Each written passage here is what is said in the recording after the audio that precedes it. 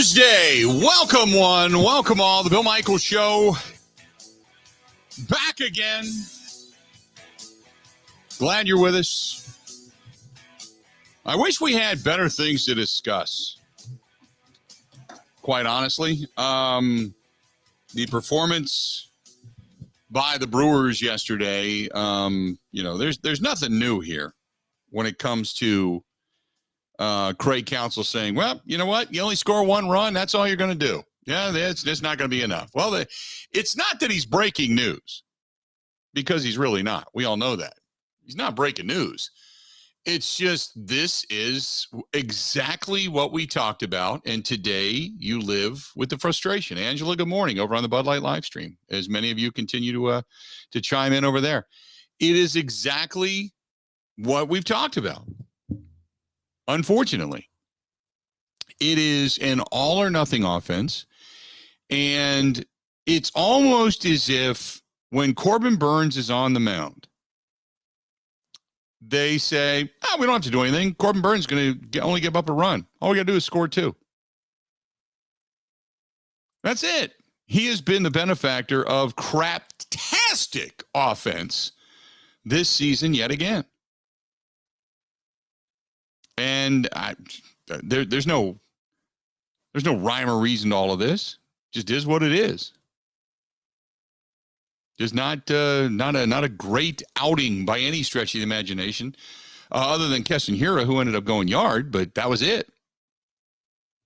That was it. Not much more to show for it, unfortunately. Welcome to the program. If you want to chime in, the phone number to do so, 877-867-1670, 877-867-1670. If you want to give us a shout via Twitter, you can do so at Bill_Michaels, at Bill_Michaels. Our esteemed producer, one Ben Z. Kenny, at Ben Z. Kenny over on Twitter as well. Good morning, Ben. How you doing? Good morning, Bill. I'm doing terrific. I got to wake up today and go back into the archives of 2007 top 40 pop music to find Jordan Sparks' song "Tattoo." So it's a good morning. Okay. Do we jump into that right away? Nah, we don't need to. That's just what I did this morning to get ready. I'm well prepared. I have researched some details that we can go into later, but in the realistic realm of what happened in sports last night, I mean, it's ridiculous that all these things always happen when Burnes is on the mound. It's like Josh Hader gives up a run. When does that ever happen? That's now 2 this series, but it's always Burnes. Right. It always happens to Corbin Burnes. There's always that pitcher year in and year out. One guy pitches pretty well, but it doesn't matter if he throws a no-hitter. It doesn't matter. He'll still lose the game. He'll throw a no-hitter through 8, come in, and they'll lose 2-1. It just 2-run walk-off, whatever. It just happens. And unfortunately, it's Corbin Burnes yet again. There you go. I mean, I don't know what else to say. With everything we've discussed, we got into it yesterday. We talked about pitching. We talked about the quality of pitching and who you're going to go after and the coming up to the trade deadline and such. Well, we can get into all of that. But the bottom line is that this team right now, it's all or nothing. And the statistics that we went through yesterday when it comes to home runs, on-base percentage, batting average, OPS, walks, strikeouts, extra base hits. We went through all of that. And the bottom line is you can look at the numbers and say it's exactly what we thought it was. It is an all or nothing team. And when it's nothing, it sucks. And the fact is you split with the Pirates. You lost 2 out of 3 to the Cubs. And that sucks. And yet again, the Cardinals lose. Your golden opportunity, and at this point in time, and I don't want to hear this stuff, well, they're getting down the stretch towards the All-Star break. They need this race. So do other teams. Other teams need it too. Other teams aren't limping to the finish line. And I get it. Long second half of the season yet to go. 100% agree. But right now, you're peeing down your leg. You haven't won anything yet. Nothing. And you're peeing down your leg. You're letting golden opportunities go by the wayside, and you got nothing.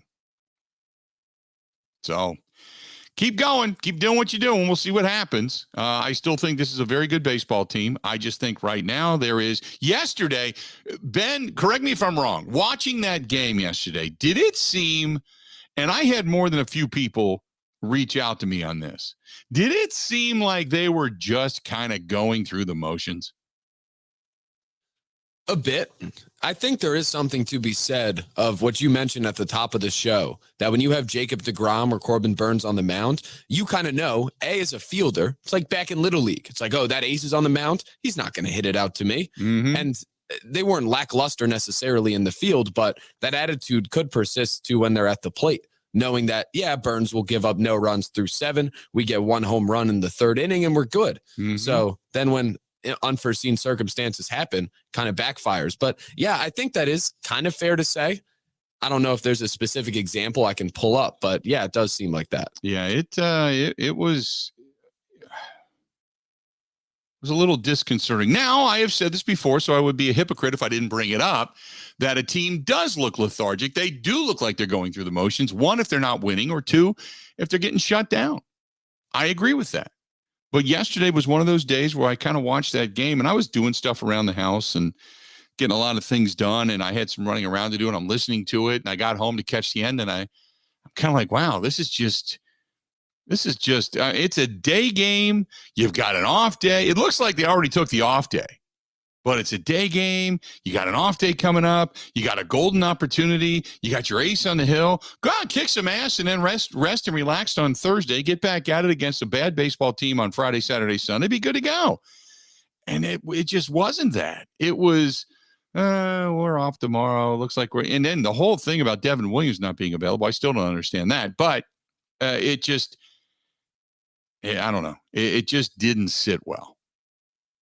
Didn't sit well yesterday. That was not a good and you could tell that Craig Counsell, after the ball game, there was a level of frustration.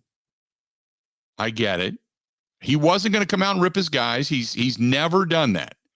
So give him 100% kudos for that, because he's never been a guy to publicly air frustrations. But I think that's about as frustrated as you can possibly hear when he says, yeah, 1 run's not going to cut it. He's not by any way, shape, or form telling us, oh, by the way, here's the epiphany of only 1 run not getting the job done. What he's telling us is a loud and clear message to those guys in that clubhouse that, yeah, guys, this ain't cutting it. This ain't cutting it. This was Craig Counsell stating the obvious yesterday. That's throughout the game. When we had 27 outs to try to score, and we put up 1 run. So there's not many days that's going to be enough. No, he's not breaking any kind of massive ground with that statement. He's making a statement of the obvious, but that's something that's loud enough to be heard inside that clubhouse. 877-867-1670. They were 0 for 6 with runners in scoring position yesterday. Not going to get it done. I mean, duh. What am I supposed to say? I'm not breaking any news here either, other than maybe portraying to you the same level of frustration that many of you were portraying to me yesterday. There we go. 877-867-1670. 877-867-1670. Thomas says, just got my wisdom teeth pulled. That's not good. I had that when I was a kid, like back in 8th grade.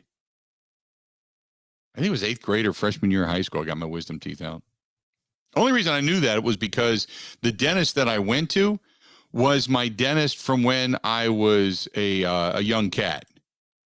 So you have your like young person's dentist, the guy with dinosaurs and stuff on the ceiling, and then you get to the adult dentist as time goes on. And it was like the last thing I ever had done by when I was younger dentist, so to speak. Oh, I never graduated. So you never did? You're still with your same guy? Well, now that I've moved, I've found a new one, but it took a long time to get out of the dinosaur room. Did you? Okay. Way.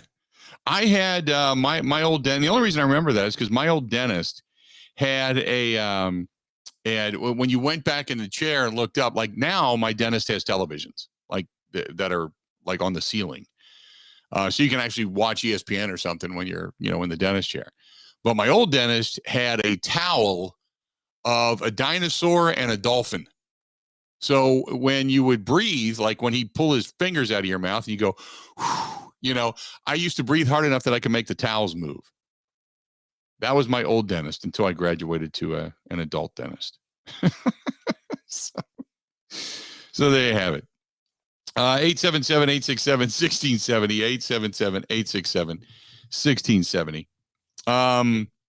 This one's from Frank. Frank says, nothing like an offensive output of 0. Keston Hiura has to be the savior of the day, and he doesn't even do enough to get it done.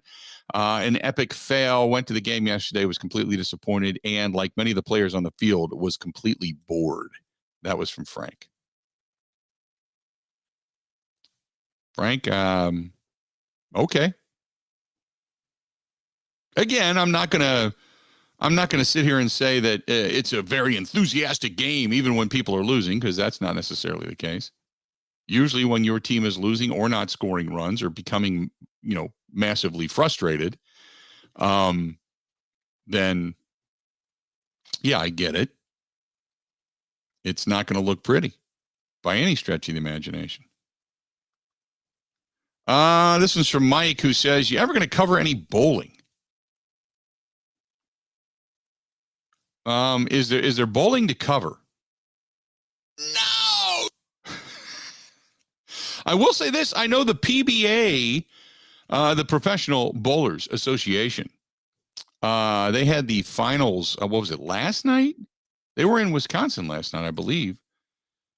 But is that what you're talking about, or is there something else? Because if there's something else, I have no idea what the hell you're talking about. But the PBA was in town, apparently. So there you go. And this one's from Bill. Bill says, good show, unit. Much like yesterday, I was also bored listening to the broadcast. Even Euchre didn't sound too enthusiastic. Yep. I don't know what to tell you. One of the best performances. That's damn straight. Let's do this. That was quite the brawl at the 4th of July game. Which brawl was that? Am I missing something, Ben? I don't think so. Oh, in the stands. Oh, in the stands. Cubs Brewers game. Oh, yeah. Okay. No, I didn't see that. I heard about that, but I didn't see that. Should we expect that? Because the Cubs fans, usually it's not that bad of a deal. Usually.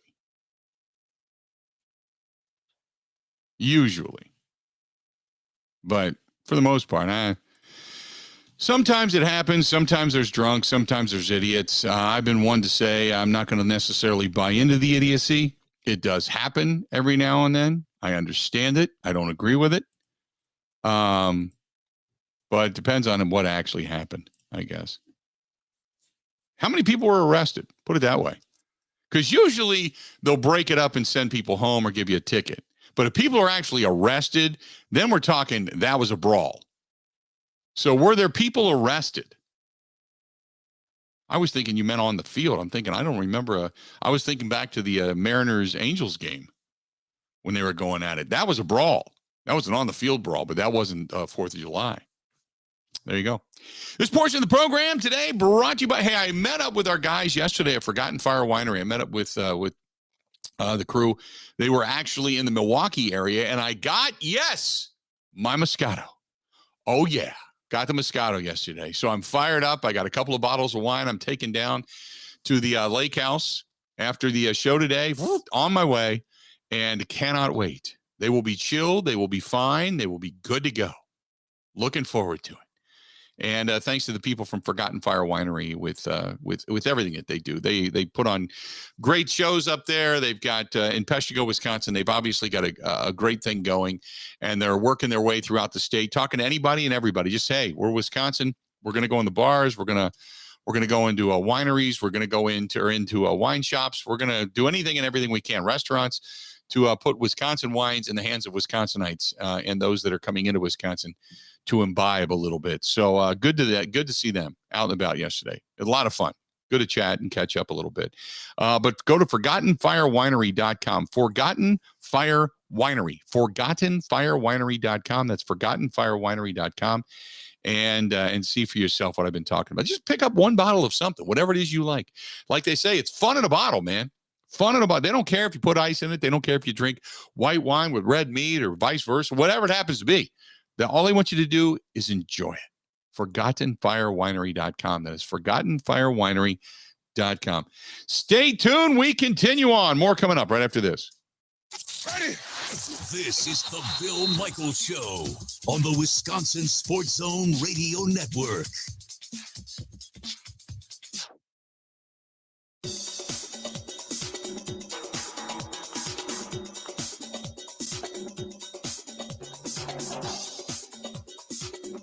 Bill Michaels will resume in 3 minutes.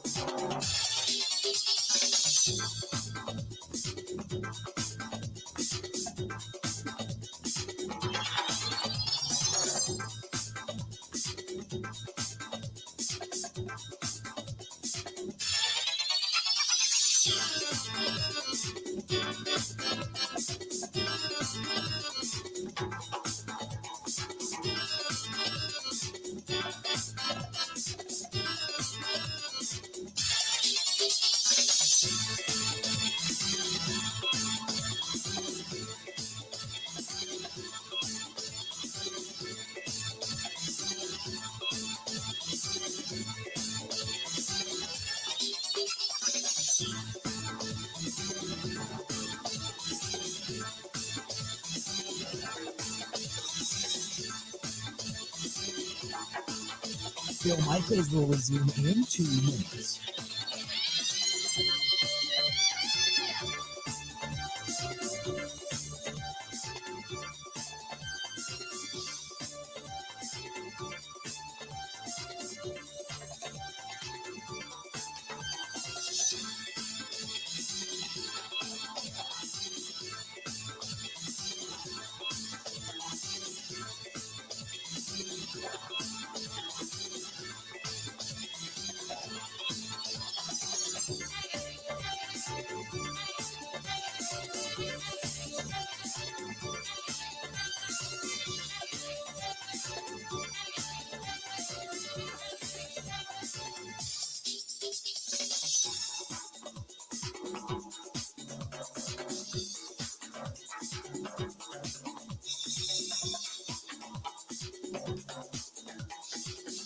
Bill Michaels will resume in 1 minute.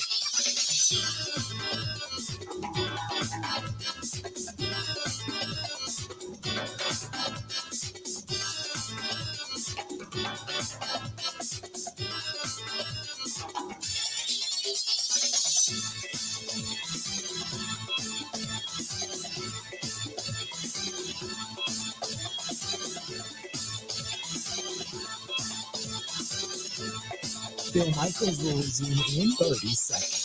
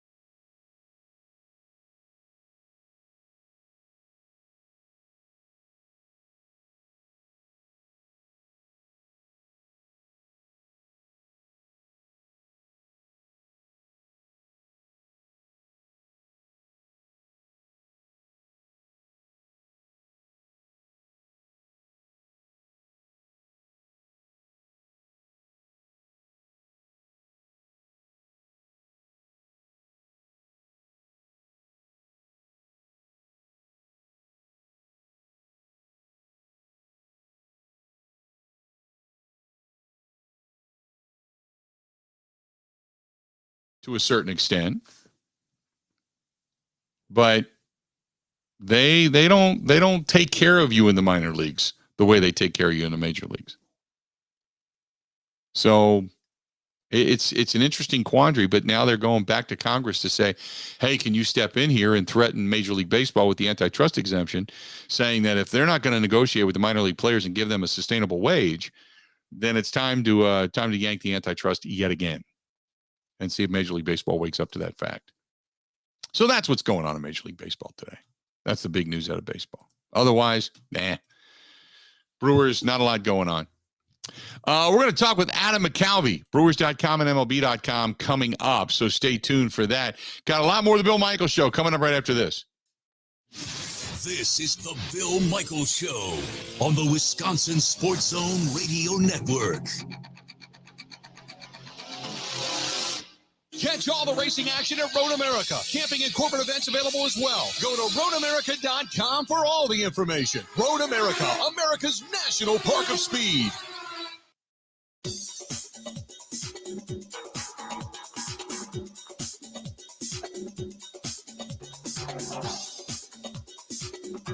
Bill Michaels will resume in 5 minutes.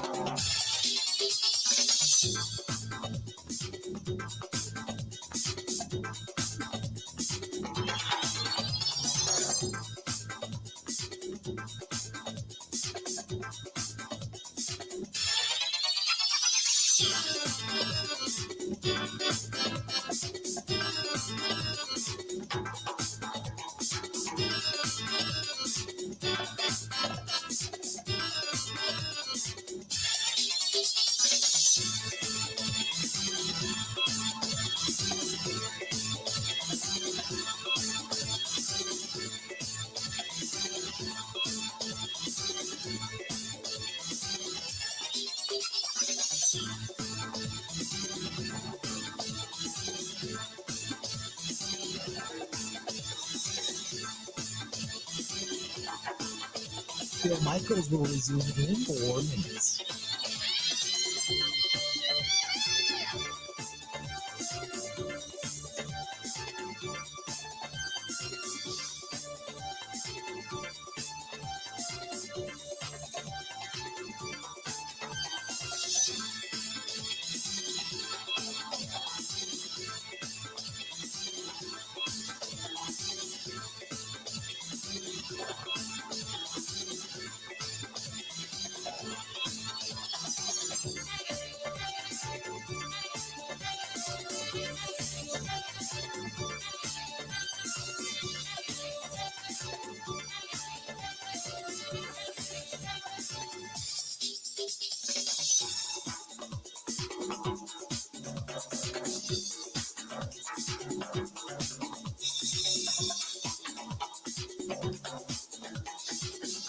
Bill Michaels will resume in 3 minutes.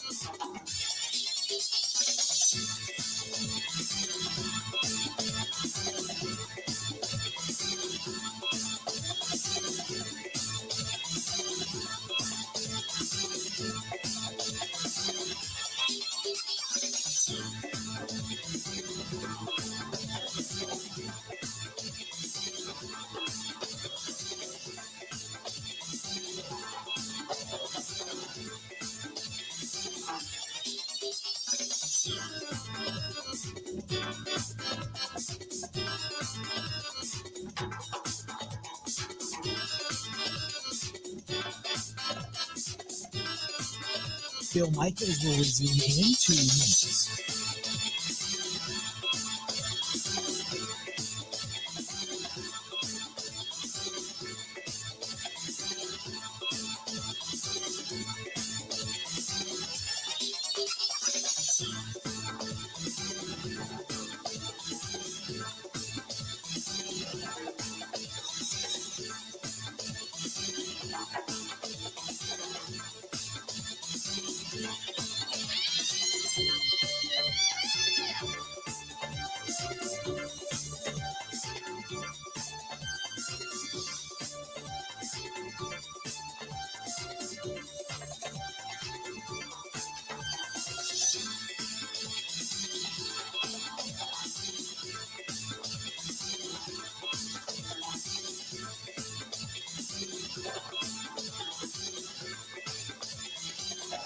Bill Michaels will resume in 1 minute.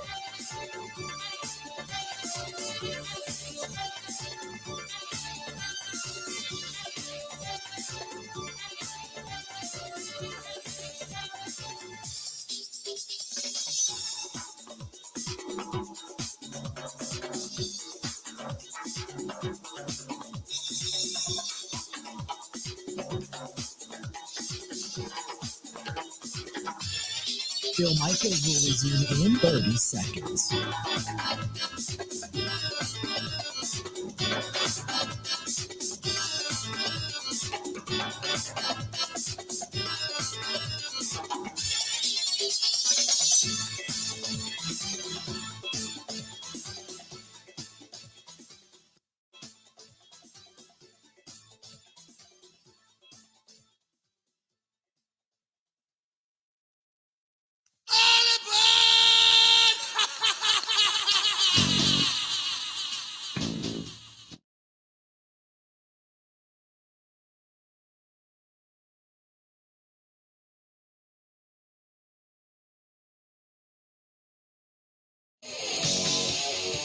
Welcome back. Glad to have you.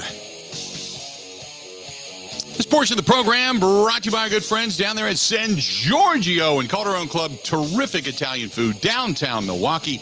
Old World 3rd Street, right across the street from the Hyatt. Whether it's the authentic pizza or the great Italian food at Calderon Club, either way, you can't go wrong. They pair it up with Cider Boys down there from Point Brewing, and good stuff. So stop down, say hi to Gino and the gang. Cider Boys, and also at Calderon Club and San Giorgio Napolitana Pizzeria. Good stuff. Joining us now on the hotline, our good friend Adam McCalvey is here. So, Adam, do you have any ability to hit the baseball? Because if you do, you might have a job. No, I'm terrible. We have our front office media softball game coming up. Uh-oh. So maybe I should hit the cage. Yeah, Yeah. that might be a way to go. This Have team's you ever struggling played in right that, now. Bill? They used to do that. Do you ever play in that? I have never played in that. I have never been asked to the play in that, to be honest with you. Oh dear. We've stumbled into an awkward situation. That's okay. I think part of it is because it's during the time that I'm actually on the air. Exactly. It is. There you go. Yes, during the day. So I understand. Okay. that. Anyway, sorry I didn't. Yeah. Okay. No, that's okay. That's okay. I'm good with that.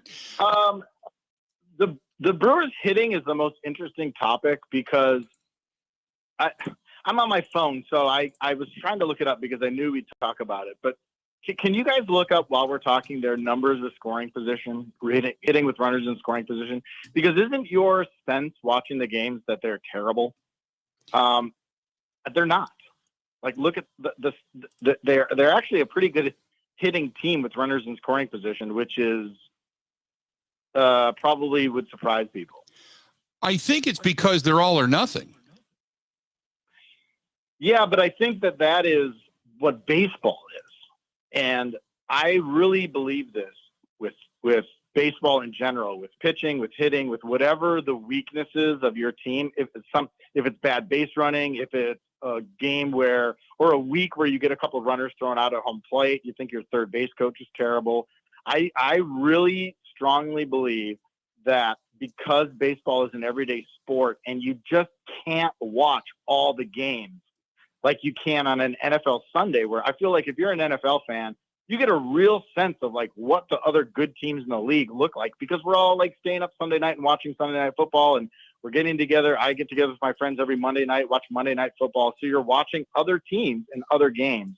In baseball, there's too many games to do that. So you think your team is the worst at whatever their perceived weakness is, because you don't see that every team is bad. They are number and one. I use the word bad because They are baseball number right one now is at score with runners in scoring position, Adam. They are number one Right? in Major League Isn't that Baseball with bizarre? OPS. With OPS, with batting average, they're 12th, but with Exactly. OPS, they're number one. So if the point is to hit doubles with runners in scoring position, or just get on base and keep the line moving, they've done a good job. And I think this is reflective of where baseball is right now, where pitching is the dominant force in the sport, and situational hitting everywhere it's a different ball game right now than it was when a lot of us who love this sport got into watching the sport. And baseball can be so cyclical.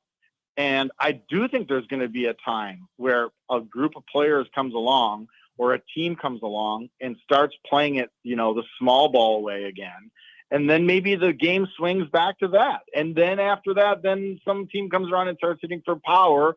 And then it becomes a power game again. I do believe that baseball goes in these cycles. And right now, everywhere, situational hitting is not the name of the game. It's analytics. It's maximizing run scoring opportunities by trying to hit the ball hard.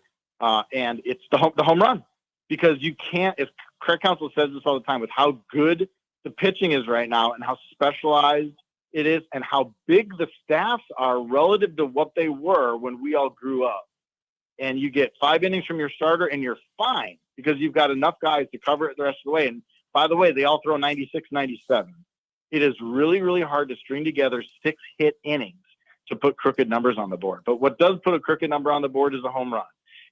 It can be very unsatisfying brand of baseball, but that is just where baseball is at this moment, in my opinion.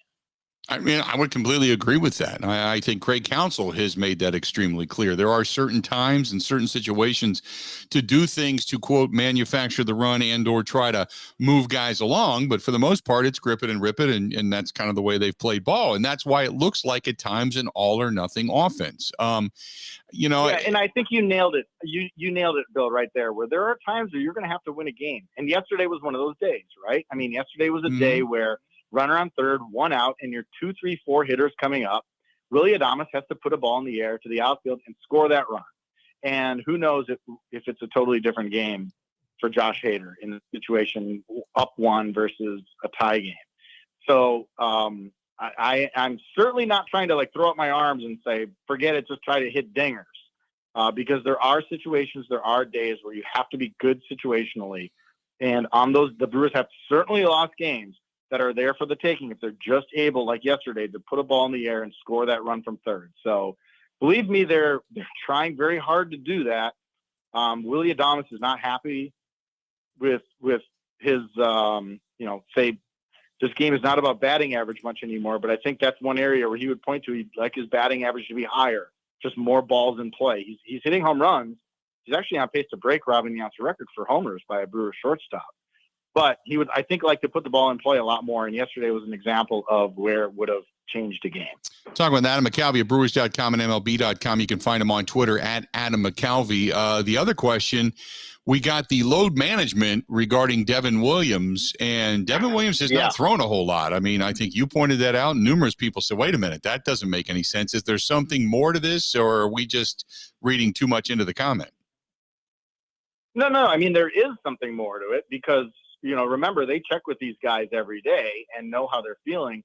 And there's no incentive to not pitch Devin Williams if he was available to pitch yesterday with an off date today. That's another thing. I think there's sometimes comments like, I promise you, Craig Counsell is not trying to sabotage the team. He's trying to win games. So something Devin Williams said to them before the game yesterday meant that he was not available. And it was 16 pitches on July 4th, and he did pitch the day before that in Pittsburgh, but he had not pitched Tuesday. So it was a surprise that he was not available. But again, they Jim Henderson, Chris Hook, they go around and these guys throw every day, and something about Devin Williams yesterday meant he was not available. But Craig Counsell did not cite some injury, so I don't think there's an injury concern. We asked and then followed up, and I, gave him every opportunity if there was some sort of something beyond just your general, hey, I need a day. But we'll follow up on that again, obviously, tomorrow night when Pittsburgh comes to town, because, now they're in this home stretch before the All-Star break. And look, this is, I think, a tough time for relievers. I think it's a time where they're kind of grinding to the break. And Josh Hader is a good example of that. Remember last year, right before the All-Star break, he had a rough patch where he gave up some runs. And yesterday, walking the first batter on 4 pitches was very uncharacteristic. Mm-hmm. So I think it just seems to me like this is kind of a grindy time for relievers. and they need to get through the next 10 days or so, and then they get the All-Star break to hit the reset button. Now, we know we're only a few weeks away, 3-4 weeks away from the trade deadline. So give me your sense as to what direction they're, because we figured they're going to be buyers. What direction they're going to go? I think they're going to make incremental ads versus like big ads, because look, there's so much risk when you're talking about adding a player for 2 months. And I think last year was a good example. Eduardo Escobar was an impact addition offensively. That's a good hitter in Major League Baseball relative to the players that were traded at the deadline last year. And he was as hot as could be. And the Brewers picked him up, and he did very, very little in a Brewers uniform.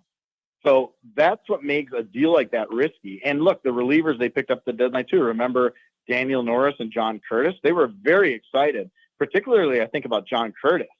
And he ended up getting hurt instantly and having Tommy John and getting cut loose. So he gave them basically nothing. This is my sense, my guess. I think it's more likely to add a couple of players. I think they'll add a center fielder of some kind to add to that mix, because they're not getting a lot of production there, and they're a little thin, especially when Tyrone Taylor is down.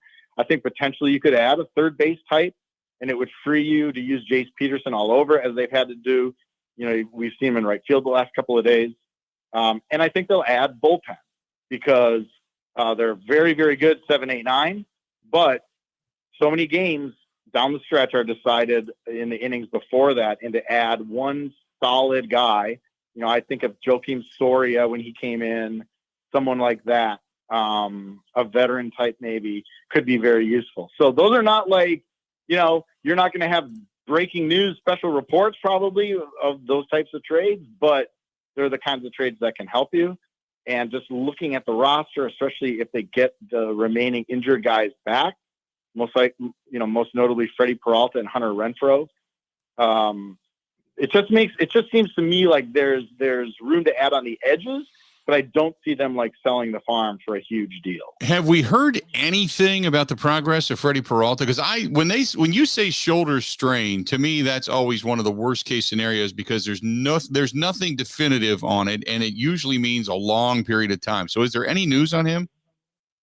Yeah, well, we did eventually get a specific diagnosis, and the name of the little bit, the little muscle that's strained escapes me, but there's always this running story on Brewers.com where we have the latest of everything we know about everyone who's out, and it's in there if any med students want to go see what exactly is happening to him. But the best news we got on Sunday in Pittsburgh, talking about Brandon Woodruff's second start off the injured list, Chris Hook said Freddie Peralta had resumed throwing off a mound.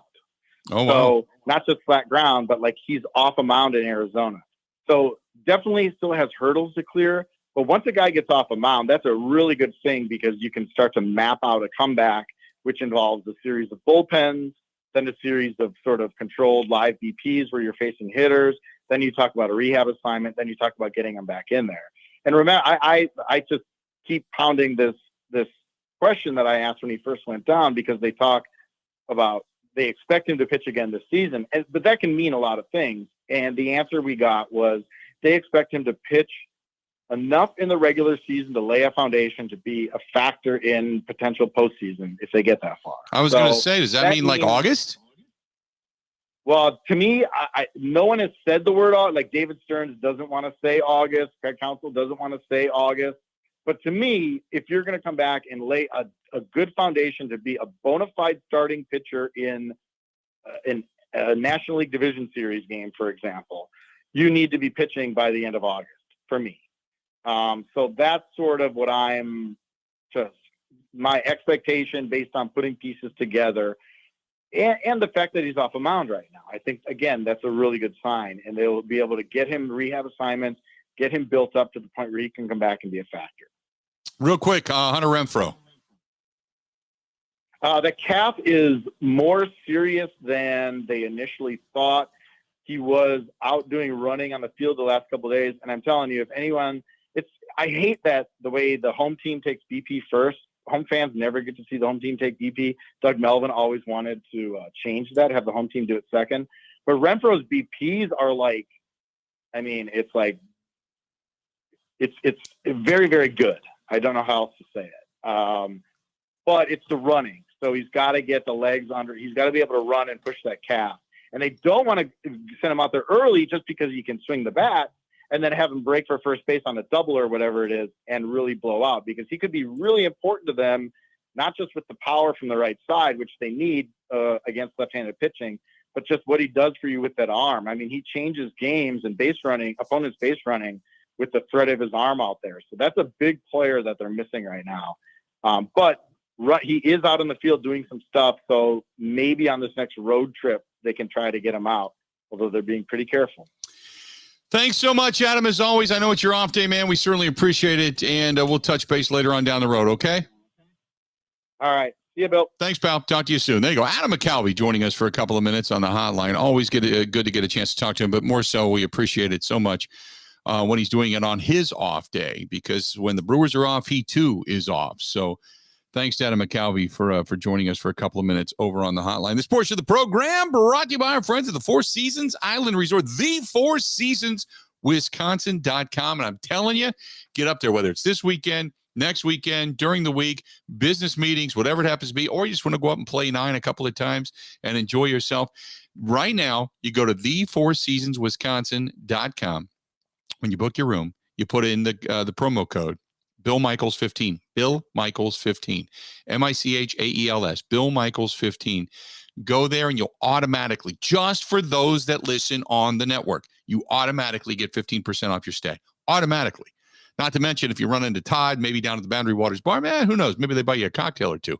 But I'm telling you, go to thefourseasonswisconsin.com and then put in the promo code Bill Michaels 15 and you will get 15% off. Or call the front desk or call Barb, 715-324-5800, 715-324-5800, 715-324-5800, and call the Four Seasons Island Resort, a tremendous historical old place on Moscano Island up there in Pembine, Wisconsin. Really, really cool. Really cool place. Go up there and check it out. But again, tell them when you call even, Bill Michaels 15, and you'll automatically get 15% off right now. Do it. It's a tremendous, tremendous place, whether it's swimming or golfing or taking a pontoon ride, kayaking, whatever it happens to be. Or if you got UTVs and ATVs, the trails are open, you want to go on the waterfall tour, whatever it happens to be, go to thefourseasonswisconsin.com or call them 715-324-5800. More of the Bill Michaels Show next. Covering Wisconsin sports like a blanket. This is the Bill Michaels Show on the Wisconsin Sports Zone Radio Network. I hate being late to the ballpark. You just missed a home run. Gina Della from Pella. I can't believe my seat is next to yours. Peanut? I'm allergic to them. Aw, nuts. You know, I'm always late to things. No one procrastinates like me. The worst is that I missed out on that incredible deal you were offering at Pella Windows and Doors of Wisconsin. Missed what? It just started. Get beautiful Pella windows and pay no interest for 4 years. That's the one. Imagine the money you'd save by not paying interest for 4 years. Okay. Don't rub it in. Rub what in? The deal just started at Pella Windows and Doors of Wisconsin. Seriously? Yep. You're just making an exception because you feel bad for me. No, for real. It's hard to believe that a deal this good exists, but it does. You just missed another home run? Oh, this is too important. I'm trying to find the website on my phone. It's PellaWI.com.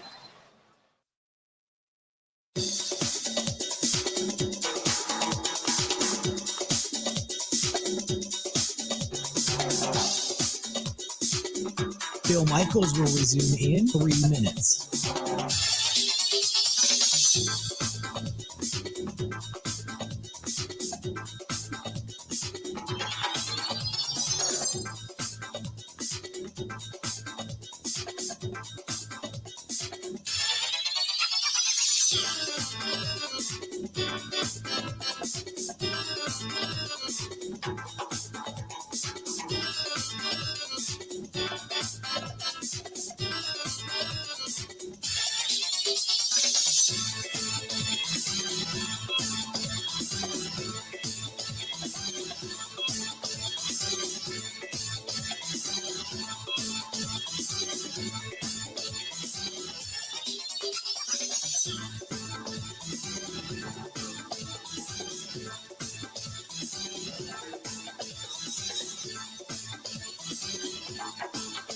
Bill Michaels will resume in 2 minutes.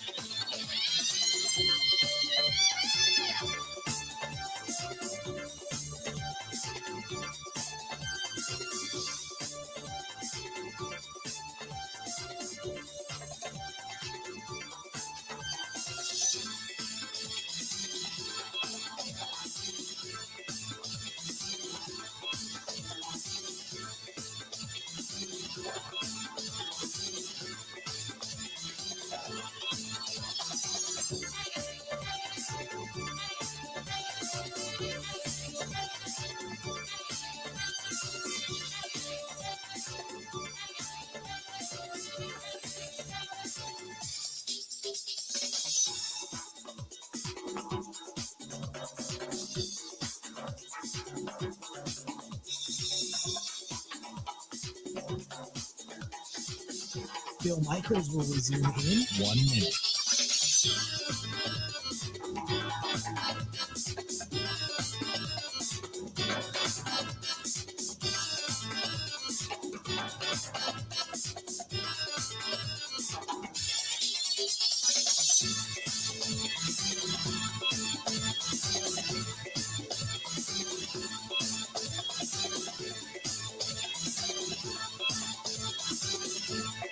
Bill Michaels will resume in 30 seconds.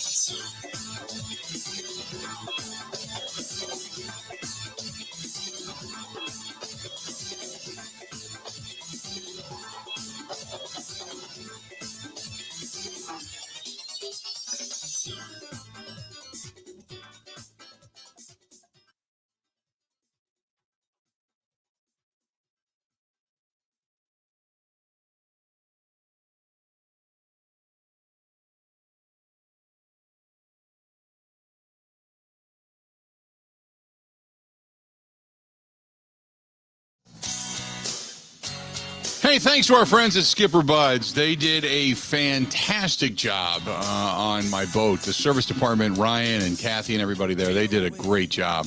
Thanks so much. And not only are they a tremendous sponsor and they've been with us a long time, but they just do really good work. I had a deadline. They met it.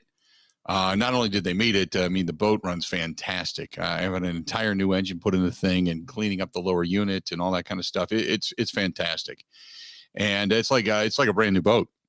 So I love it. Everything that's gone on up there has been an awesome experience. So whether you're looking for a new boat, a used boat, if you're looking for service, repair, whatever it happens to be, or I got the kids a couple life jackets too, some of the accessories that goes along with it. That's our friends at Skipper Buds. Skipper Buds, fantastic place, good people. And all you got to do is the one in Pewaukee is the one that I go to. They have them all over. But if you want a terrific deal on a yacht, a pontoon, sport and deck boat, fishing boat, you're trading one in, you're buying new, whatever it happens to be, call my buddy Todd. He's the GM over there, 262-544-1200. Call him up, ask him, say, hey, what's your inventory? Take a look around. Can I get that boat here? This is what I'm looking for, or the accessories, whether it's winches for your trailer or maybe bilge pumps, whatever it happens to be, they have it. 262-544-1200. Again, 262-544-1200. That's our friends over there at Skipper Buds. They do such great work. Goes back to our buddy Ron, who said, going back to the last segment, talking with Adam McCalvey of MLB.com, said, if your manager, meaning Craig Counsell, doesn't want to hit and run and lives by the long ball, this team will not have long win streaks. It is built for the all or nothing. And I agree with that. However, with the ability to have solid pitching, it may not have these long win streaks, but they should not have long losing streaks. It shouldn't be back-to-back-to-back losses. It should be, you win 3 or 4 and then you lose one. Win 3 or 4, then you lose one. That's the way it should shake out. That's the way it's set up. And you can win a lot of games that way. Okay, I'm not making excuses. I'm just simply saying this is the reality of what it is. But I also go back to the fact that yesterday, and going back to what Adam McCalvey had to say, Willy Adames had an opportunity to bring a run in. All you needed was just to move a runner. That's it. And this team sometimes just doesn't have that ability. And we get so pissed off as fans because we look at you going, are you this stupid? Can you not? Do you not practice and have the ability to move a runner 90 feet? And if you don't have that ability, what the hell are you doing in the majors? But that's the reality of Major League Baseball in today's day and age, unfortunately. But I feel you, man. I feel the frustration. 1 hour down, 3 yet to go. Stay tuned. More of the Bill Michaels Show coming up next.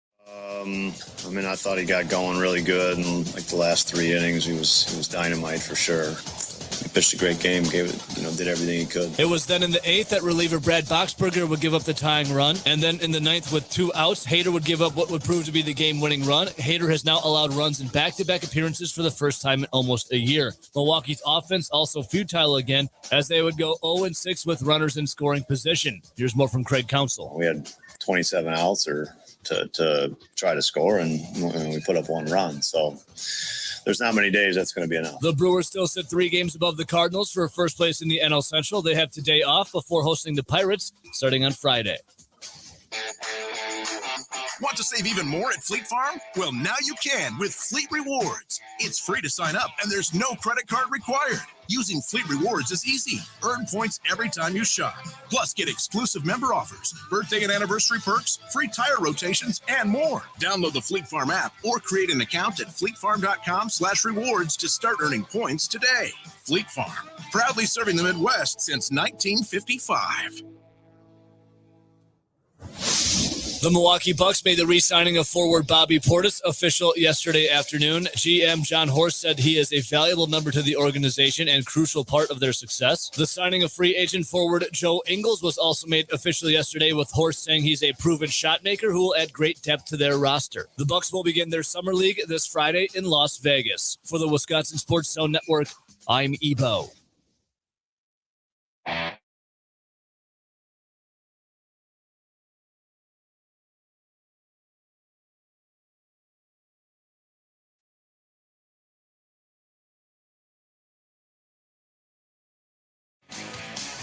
Welcome.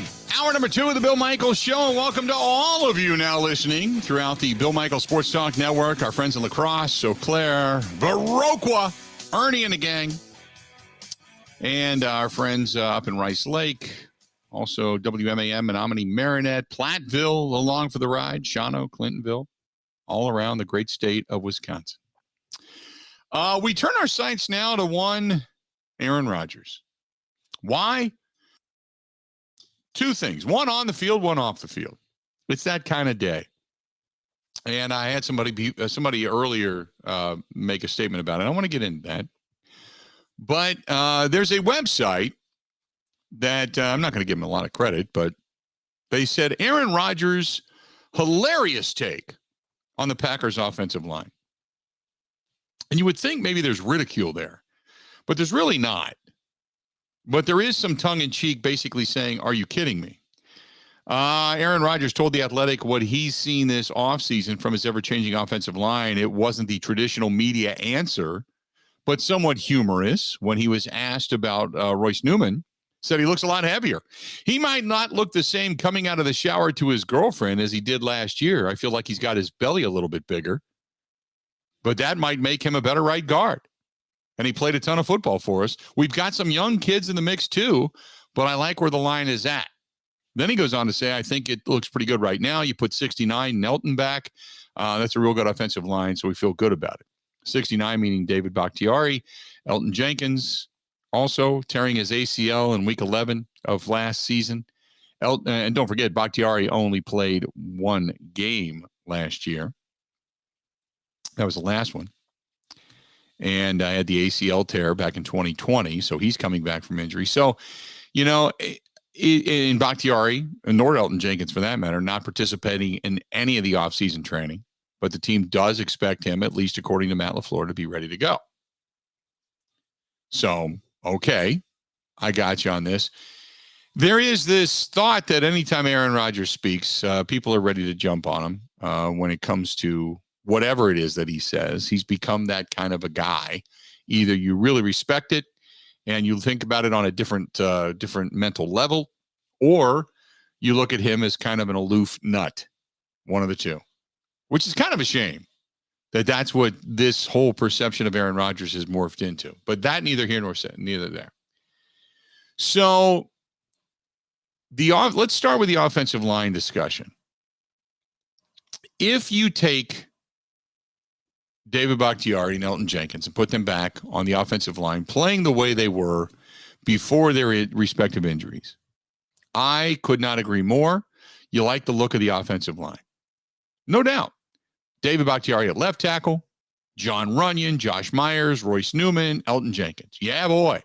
Then you got Sean Ryan, Zach Tom waiting in the wings, Cole Van Lannon back there with another year under his belt, Josh Nijman doing yeoman's work last year over the left tackle position. You're pretty solid. Don't forget you got Rasheed Walker, who they drafted to play tackle as well. So you're not bad, right? I think we can agree on that. Jake Hansen, the backup center. Okay. Seem to be pretty good. Now, you got to take David Bakhtiari and Elgton Jenkins out of the mix. Bakhtiari's an unknown. He's played, one game of football in a year and a half and really hasn't done too much. So you take him out of the mix because you don't know what you have. It is very difficult in the game of football to step away from the game, even healthy to step away from the game for a year and a half, much less recover from injury and train, and then suffer setback after setback, and then still be able to come back and go, I'm as good as I ever was. That's extremely tough. Then you look at Elgton Jenkins, who's also returning from an ACL. He's not going to be ready at least until October. At least until October. And if he has the same setbacks as David Bakhtiari, then I don't think I expect too much out of him this season either, which means what was your strength in pass blocking and offensive line, yeah, that's not a reliable thing right now. And I think anybody looking at it going, oh, yeah, no problem. I think you're fooling yourself. I think that you're hoping that it's not a problem. But I think right now you've got a different reality than a lot of people. Right now, it could be. Now, with Josh Nijman over at left tackle, I don't feel bad. So if Bakhtiari can't go, you got Josh Nijman, John Runyon, Josh Myers, Royce Newman, and then fill in the right tackle position, whether it's Sean Ryan, Zach Tom, Cole Van Lannon, whomever, whatever you got. Fill that in for Elgton Jenkins, if indeed those two guys can't go. It's not completely detrimental, but it's nowhere near the strength of what you thought it was. Drastically different. Drastically different. So I know that it seems to be the throw the hands in the air going, it's okay. But I don't think it's okay. My personal feeling, well, first of all, I'm not counting on Elgton Jenkins at all. So that whole thing, I think, is a myth until he actually comes back and starts practicing. I think it's a myth. And the reliability of David Bakhtiari, I hope Bakhtiari comes back and he plays extremely well. And he may come back and say, I'm going to prove everybody that doubted me wrong. Here you go. But until you do it, you haven't done it. You tried. You gave a heroic effort. You drained as much water off of your knee as you fill small baby pools. I understand that. So you tried to come back, but the body said, no, you're not coming back. You can't. For whatever's in that knee or whatever chemical makeup to your being, it just didn't allow you to do it. Once it was invaded by a knife, it was like, nah, it's not going to happen. So until he comes back, he's not back. I just don't look at it that way.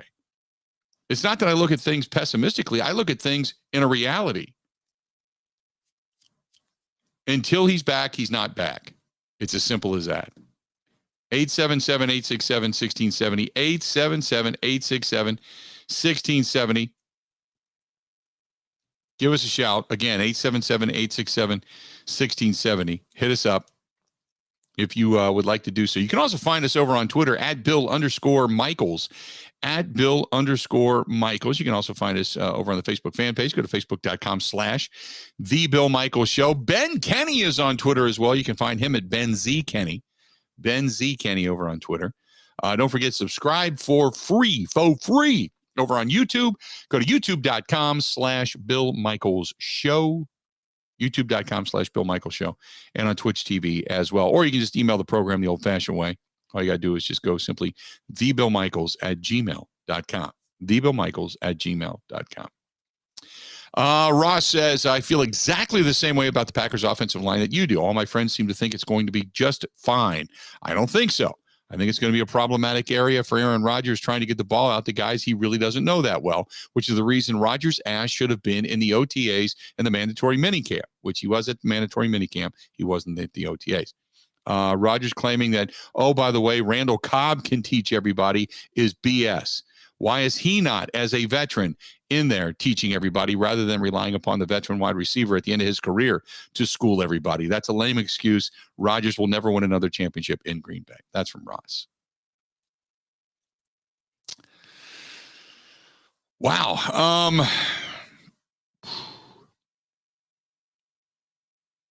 I don't know how to react to that, Ross, to be honest with you. I think I would agree that he should be there. But like I've said, to me, all of the excuses in the world don't mean anything to me anymore, because this is about the postseason.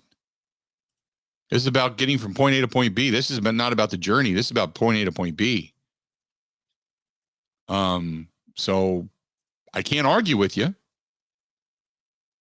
It's not that Aaron needs to be there to know it. It's that the rest of them need to be there to know Aaron. That's why Aaron should be there. He doesn't need to learn anything. He knows it. He's the Matrix, man. He's walking to the line of scrimmage. It's all computing in his head, and off he goes. But it's the familiarity with the guys around him to him, especially with new faces, that is needed. And I would agree with that assessment. And here we go. Not even 2 emails into it.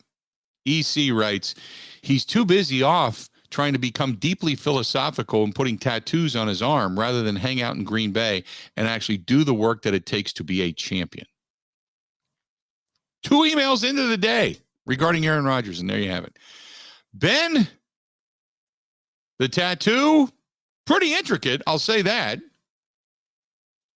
When this all came out, did it matter to you much? What the tattoo looked like? Just in general. Yeah. I don't really care. I am here for the jokes that are thrown around because I think they're funny. But no, in the grand scheme of things, I don't care at all. Right. I did see someone say this is what happens when your girlfriend makes her own toothpaste. I laughed at that one. I saw this is what you get when you tell a tattoo artist to recreate Kyrie Irving's mind. Oh, my God. I thought that was a good one. And my favorite one was, this is like he told the tattoo artist, or he asked AI, give me something that'll impress Joe Rogan. Oh, my God. But Okay. aside from the jokes, I don't care at all. Let's do this. Okay, let's first and foremost, the tattoo itself, the artist, whomever that is, it's a good job. It's a really good job. I mean, it's good shadowing. It's good drawing. It's, it's intricate work. So it's a good job in general, just as the tattoo artist itself goes.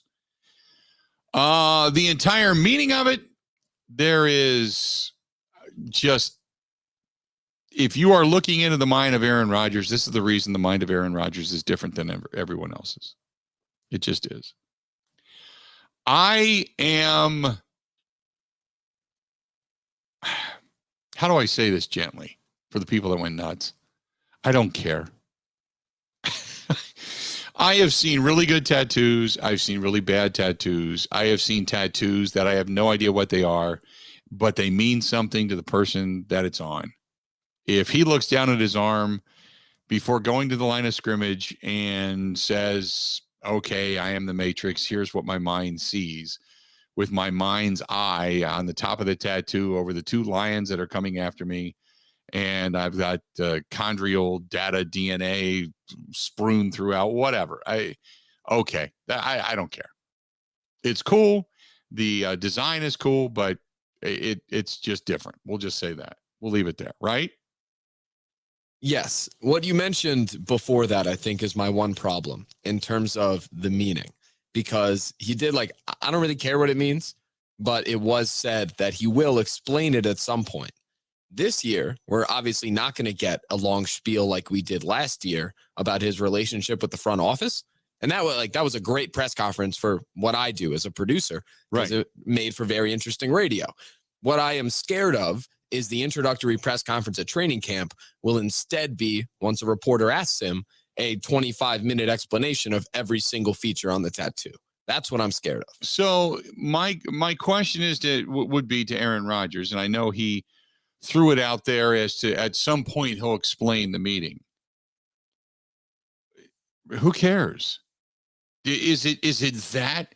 My argument is that's a drama queen. I mean, it's not like he's doing a radio show. Then again, he is. I mean, he's doing some kind of a show over on Pat McAfee. Then again, he is. But this isn't a tease to the next commercial break. You know what I mean? It's like, are you that much of a drama queen that you have to show it and not tell anybody what it means? I'll be deeper than you. That's an arrogant SOB right there. Who cares? Look at my tattoo. I'll tell you what it means when I'm good and ready. Rogan probably cares, for the record. Right. So anyway, that's why it's like, look, it's a cool tattoo. Good drawing, intricacy to it. I'm sure any tattoo artist out there probably looked at it and went, yeah, it's pretty good. But in the grand scheme of things, who knows?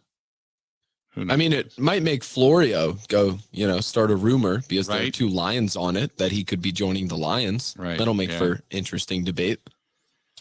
Yeah. Then he's got the dark mask covered being in the middle, which reminded me a little bit of the movie Eyes Wide Shut. If you've ever seen that movie. I'm not a huge movie goer, but I've seen that movie with Tom Hanks and Nicole Kidman from years gone by. That's when he goes to that secret society and they all wear those really weird masks. It kind of reminds me of that type of mask in that movie. But for those that are going crazy over the tattoo, whether to talk about it or not talk about it, it just doesn't trip the trigger. It just, some people just need we're like, let's be honest. We're still 3 weeks away from any football being played or guys hitting the field or what have you. And we're just salivating for something. So there you go. Aaron Rodgers throws out the tattoo, stands on his pedestal, looks at all the peasants down below and says, I'll tell you when I'm ready. Until then, just bask in my glow. And then he walks away. Okay. There you go. Sound good. It's just, all right. It's his first tattoo, at least it's not like Captain Crunch. This is what I eat every morning. Go Captain. He's got a picture of Captain Crunch on his arm. So remember Aaron Rodgers' book club last year with MVS? Yeah. That whole Barnes & Noble thing about how I tried to argue that no one goes to bookstores anymore. Right. Maybe Aaron Rodgers' book club this year for the rookies is just he explains one day after another what the constellations mean. Yeah, he just does like show and tell. Takes a picture of it, puts it up on an overhead projector, and begins with a laser pointer, to point out all the significant meetings of the chondrial DNA that's drawn on the top of Aaron Rodgers' arm, which trickles down to the meticulous drawing that is some kind of a being between two lions and fending them off in some way, shape, or form, and proving everyone wrong and whatever. Okay. And at that point in time, that's when you're going to hear in that book club meeting,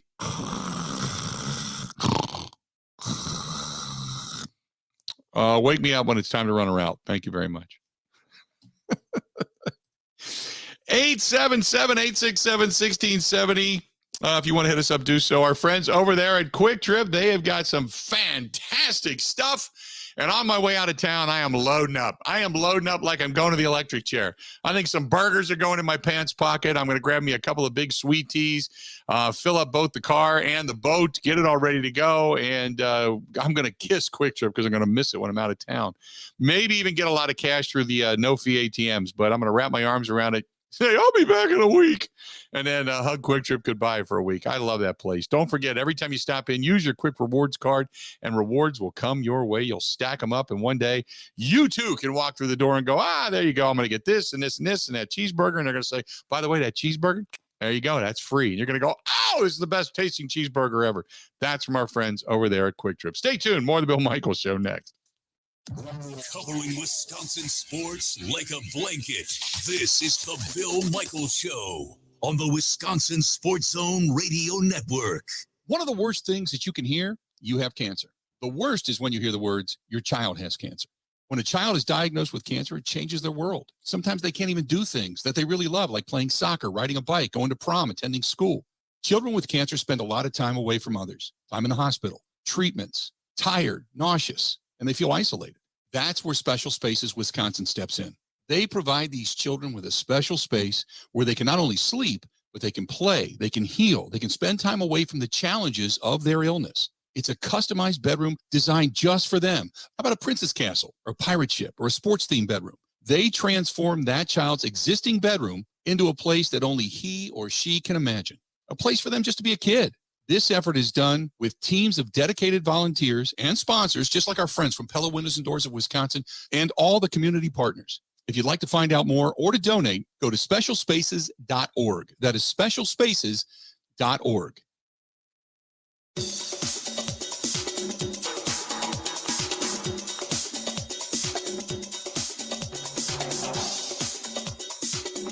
Bill Michaels will resume in 3 minutes.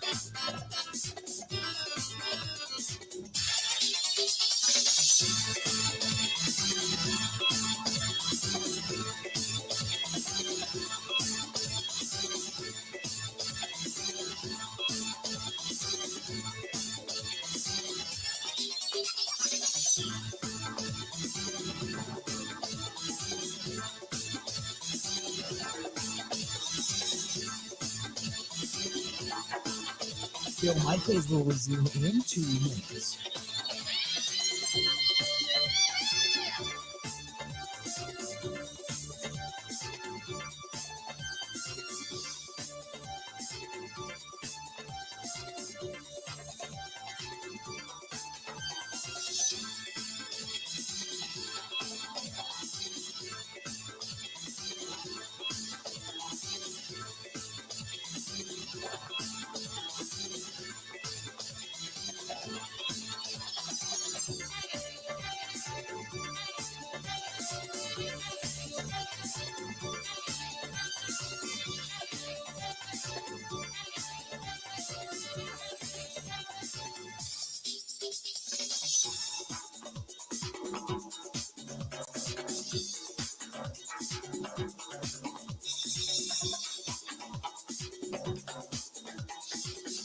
Bill Michaels will resume in 1 minute.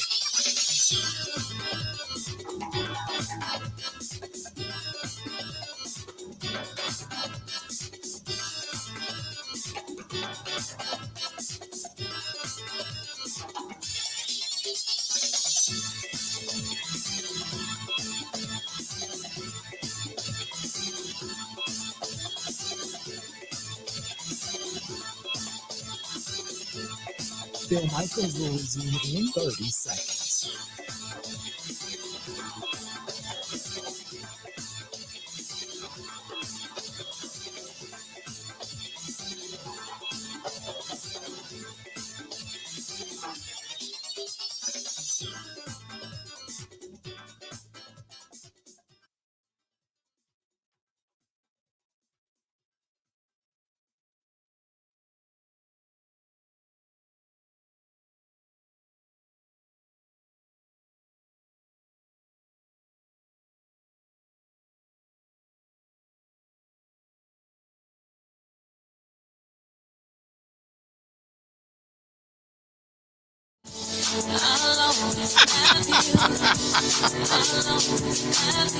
Ah, there you go.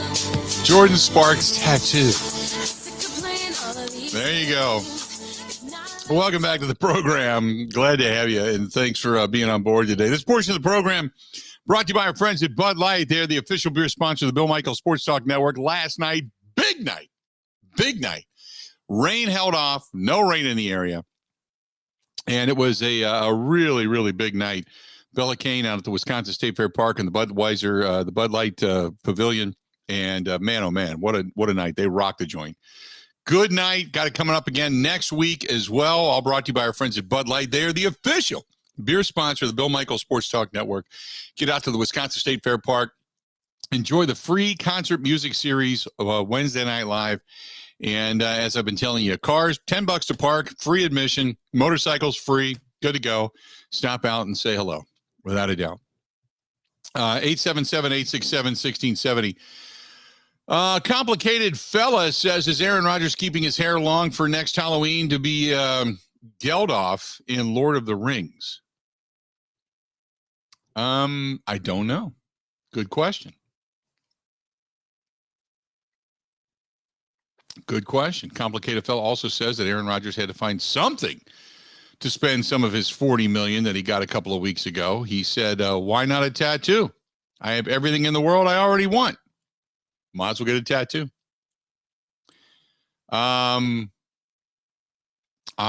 Rick says, I thought it was it was an interesting tattoo, but in the grand scheme of things of life, who cares? I agree. It's cool. I'm glad he showed it up. The whole thing about the drama around it, again, Aaron Rodgers always gets into the media for making too much of things, but yet he draws you in just to say, I'll tell you when I'm ready. You know, you don't need to put drama around. Just say, this is what it is. Here it is. Here's my tattoo. This is what this means. This is my chondrial DNA. This is something else. This is my look here with this guy, blah, blah, blah. And this is my cosmic sign. Okay, great. All right, there you go. It has meaning. Talk to you later. Who cares? Now it's drawn out. Now it's the topic of conversation at a presser when there's other things pressing to worry about, such as the offensive line, such as who you're throwing to, all that kind of stuff. So it doesn't matter. I'm more worried about X's and O's than I am about tattoos. And let's be honest, okay? It's only news because it's on Aaron Rodgers. Players, I mean, there are so many guys in the NFL that have tattoos. Right? I mean, Ben, in the grand scheme of things, I mean, Aaron Rodgers brought it up. Okay, big deal. But we don't ask, do we ask anybody else what the tattoos mean? No. We don't care, do we? We don't care. If you get a tattoo that has the Super Bowl championship trophy, we kind of figure you're either wanting one or you just got one. Your kids' names, your girlfriend's names, your wedding date, some symbol from your high school, your college, your fraternity, a prayer that means something to you, your mom's name, dad's name. Why? We see it all the time. And we do see some pretty intricate tattoos. Why this one has more meaning than everybody else, I have no idea. No idea. 877-867-1670. This is from Arthur, who says, why can't people just leave Aaron Rodgers alone? He's on a different plane than everyone else, and we should just accept that and move on. We hope that he wins us a Super Bowl and hope he does it before his career comes to an end. Okay. It's that simple. There you go. I would have to agree with that, by the way.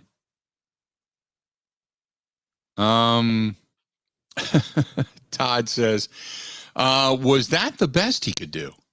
Why not make it into 3D? Why not put some depth to it? I know tattoo artists that could touch that thing up for him. Maybe that's what he wanted. Maybe that's what he wanted. You know? Nothing more.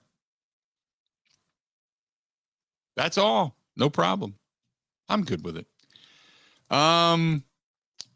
This is from Cole, who says, hey, Unit, do you make fun of him because he doesn't have one prior to this or because you don't have one? Now, Cole, first of all, I'm not making fun of him. So if you think I am, I don't know what the hell your problem is.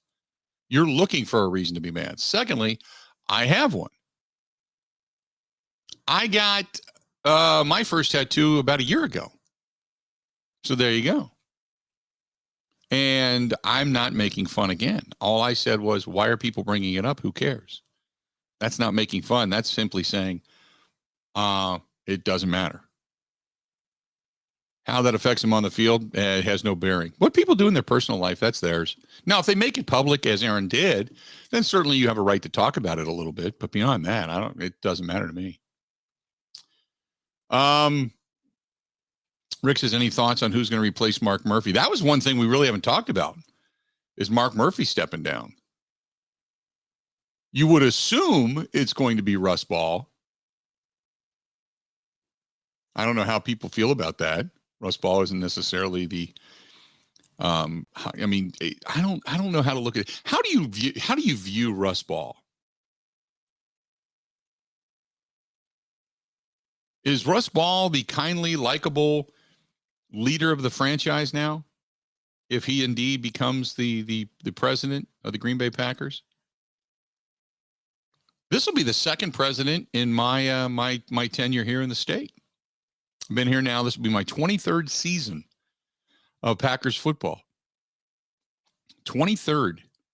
And I saw it through Bob Harlan and the handover to Mark Murphy. Now Mark Murphy and the handover to whomever. But I think that's another area to genuinely have a little bit of concern about. And if you look at it this way, if you had to say at the time this is all said and done, at the time it's all said and done, okay, would you consider Mark Murphy's tenure as the president of the Green Bay Packers a success? That's a great question. I want to get into that a little bit later today too. I think it's a really interesting question because depending on what you rate success as, that's a really great question. 877-867-1670. Also want to get into some coach rankings as well. College, that is, by the way, college coaches.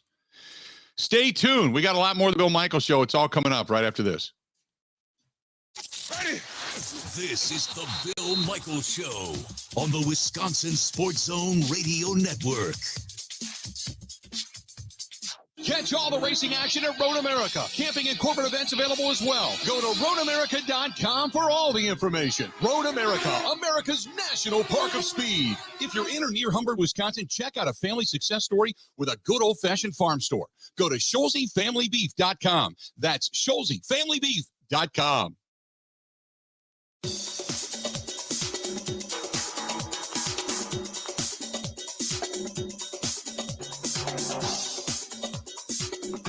Bill Michaels will resume in 5 minutes.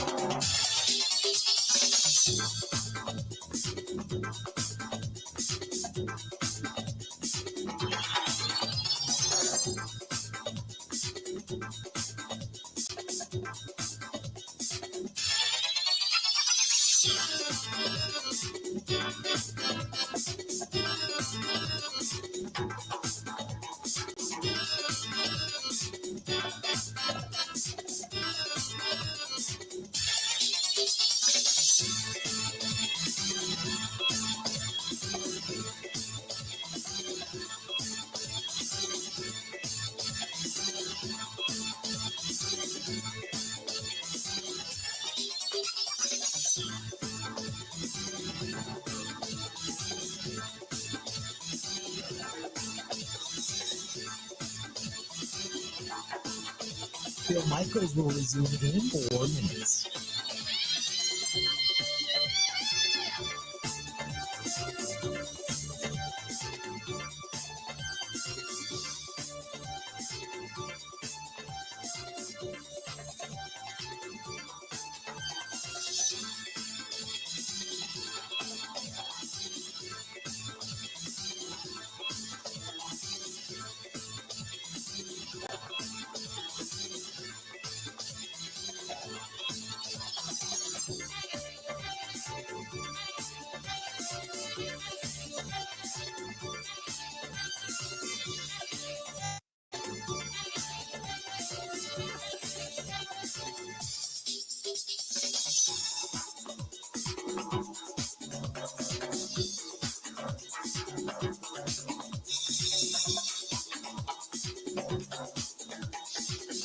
Bill Michaels will resume in 3 minutes.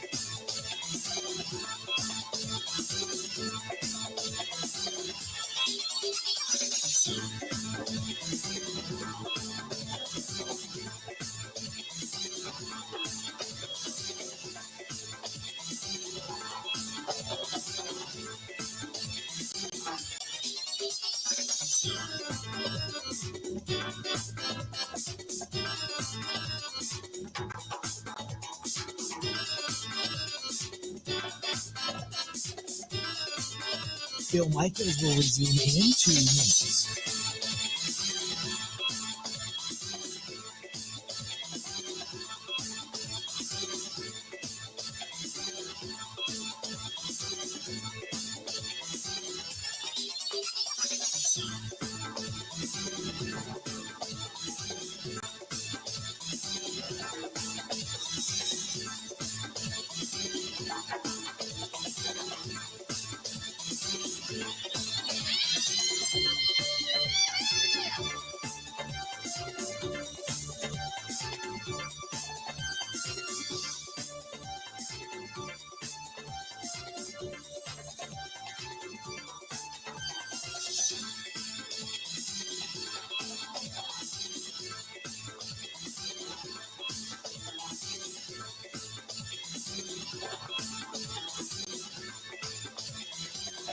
Bill Michaels will resume in 1 minute.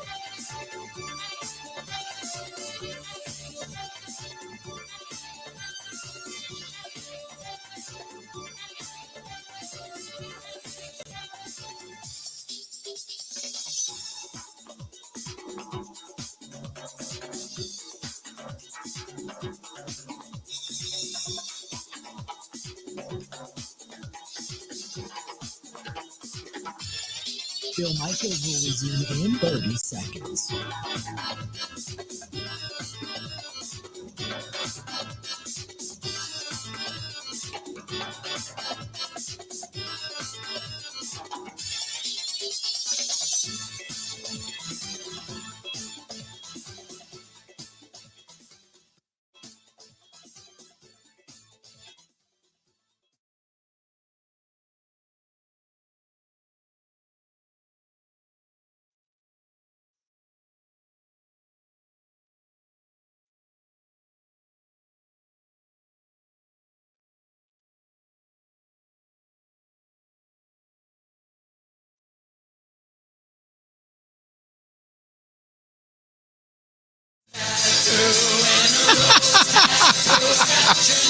It is a tattoo-themed music day, according to Ben Kenny. Welcome back to the program, Bill Michaels Show.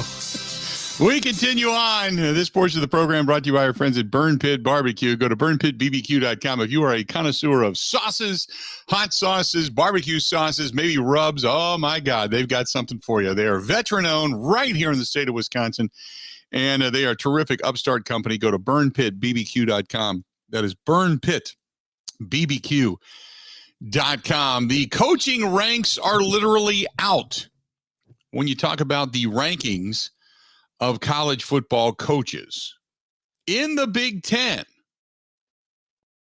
In the Big Ten. See if you agree with this.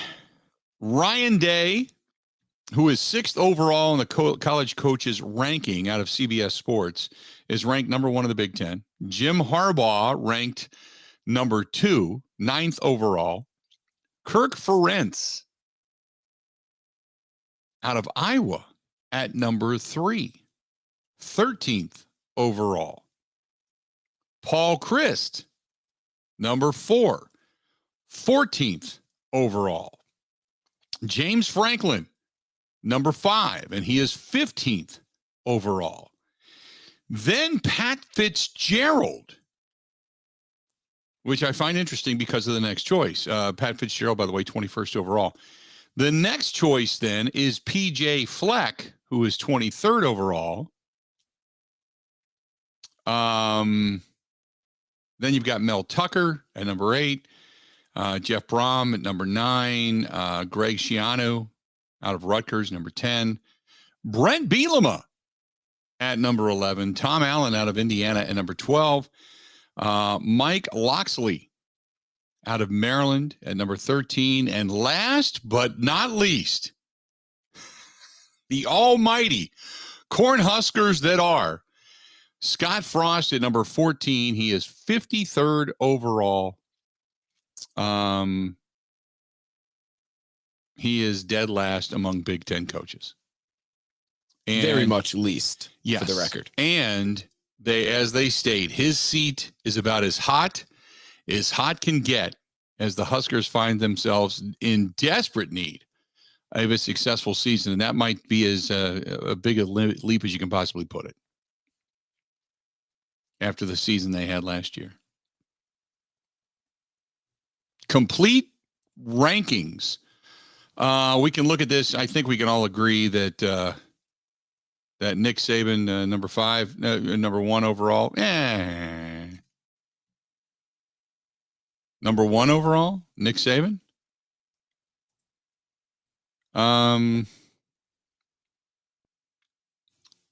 The number 1 coach in the country is Nick Saban. Kirby Smart out of Georgia at number 2. Dabo Swinney, or Swinney, I should say. Number 3 out of Clemson. Lincoln Riley, first year at USC, number 4. Jimbo Fisher, number 5 at Texas A&M. So you've got SEC, ACC, Pac-12, soon to be in the Big Ten. Back to the SEC, and then it's Ryan Day, Brian Kelly to the SEC out of LSU. Then Utah, Kyle Whittingham, Harbaugh, then Mike Gundy out of Oklahoma State, Dave Aranda out of Baylor. We know him very well. Matt Campbell out of Iowa State at number 12, Kirk Ferentz, Paul Chryst, James Franklin, Mark Stoops out of Kentucky, again, SEC, Wake Forest, Dave Clawson, Lane Kiffin at number 18. Back to the SEC, the ACC, Mario Cristobal out of the University of Miami, and Mac Brown at North Carolina, number 20. Then Pat Fitzgerald, Sam Pittman from Arkansas, 22. PJ Fleck at 23, Mel Tucker 24, and Dave Doran, I should say, out of NC State. Your top 25 ranked college football coaches in the country. Sounds about right. I mean, would you argue with much there? I don't think I would. Mac Brown nearly cracked the top 10 last season, led North Carolina to the Orange Bowl. But the season wasn't the best of feelings. The Heels finished 6-7, went 3-5 in the ACC. Cristobal, expecting Cristobal to get a mini Miami bump in the rankings, but he's being punished for only winning the Pac-12 North instead of his 3rd consecutive Pac-12 title, now going down to Miami. Lane Kiffin. Lane has done it. He has cracked the top 25 after spending the last season at number 30. All Clawson did last year, I should say, to finally convince the rest of the voters that he was worthy of being ranked in the top 25 was win 11 games with Wake Forest. And it goes on from there. But top 25 power rankings of college football coaches, and then the power rankings out of the Big Ten. Ryan, no shock there, but I think what's interesting is the fact that with the success they've had, Wisconsin, that Kirk Ferentz climbs 4 spots after going 10-4 last year and winning the Big Ten West. It was the second time that the Hawkeyes won 10 games in the last 3 seasons, after doing so only once from 2015. Doing only once from 2010 through 2018. Ferentz has been at Iowa since 1999. Saying that the Iowa program and the Iowa coach is just a tick better than Paul Chryst. 877-867-1670, 877-867-1670, and Frost out of the Big Ten. He is last Now, when you talk about the top 65 coaches, the coach that is ranked last at number 65 is Brent Pry, coming out of Virginia Tech. And I don't want to go through the whole list, but some of the more notable ones, I guess you could probably look to. Herm Edwards out of Arizona State comes in at 55. Scott Frost is at 53, who I had mentioned a little while ago. At 50, Mike Locksley. Marcus Freeman at number 49 out of Notre Dame. A lot of confidence in him. But he's got to prove it. So Notre Dame falls off the board. Part of me is I can't wait for college football season. I hope Brian Kelly takes a beating in the SEC and never recovers. If there's anything that I'm really looking forward to this year in college football, it's watching any LSU game and rooting against them. Is that just me, Ben? No, I think most of the Notre Dame alumni base would agree with you. Yeah. I think many states in the South would also agree with you. I'm with you there. Like, I like them under Coach O because he kind of embodied Louisiana. I thought it was cool that they had a guy like that doing well. With Kelly, I mean, we saw the accent. We saw the weird TikToks. I'm with you. I don't want him to succeed. Yep. Love it. I'm so anti-LSU. It isn't funny right now. It isn't funny. 877-867-1670. This portion of the program brought to you by our friends over there. New Ma'am Medical, treating guys with ED all over the state of Wisconsin, well beyond the borders as well. And if you, let's say you're suffering from ED, you know it, right? Your partner knows it. And if you're the partner of somebody who has it, you know it, right? Call them, 414-455-4451. Again, 414-455-4451. And check it out for yourself. Again, 414-455-4451. However, if, say, you're just tired and you're moody and you're sluggish and you can't figure out why, if you're over the age of 30, stop in and get your numbers checked. It could be low T. Could be. Can't do anything if you don't call. How would you know? Takes maybe 10, 15 minutes, get your numbers checked, and you can find out where you're at. And if you need some assistance, they got it for you. No problem. How about, speaking of needing assistance, if you're looking down right now and going, God, I got to get rid of the belly. I've just put on too much weight here.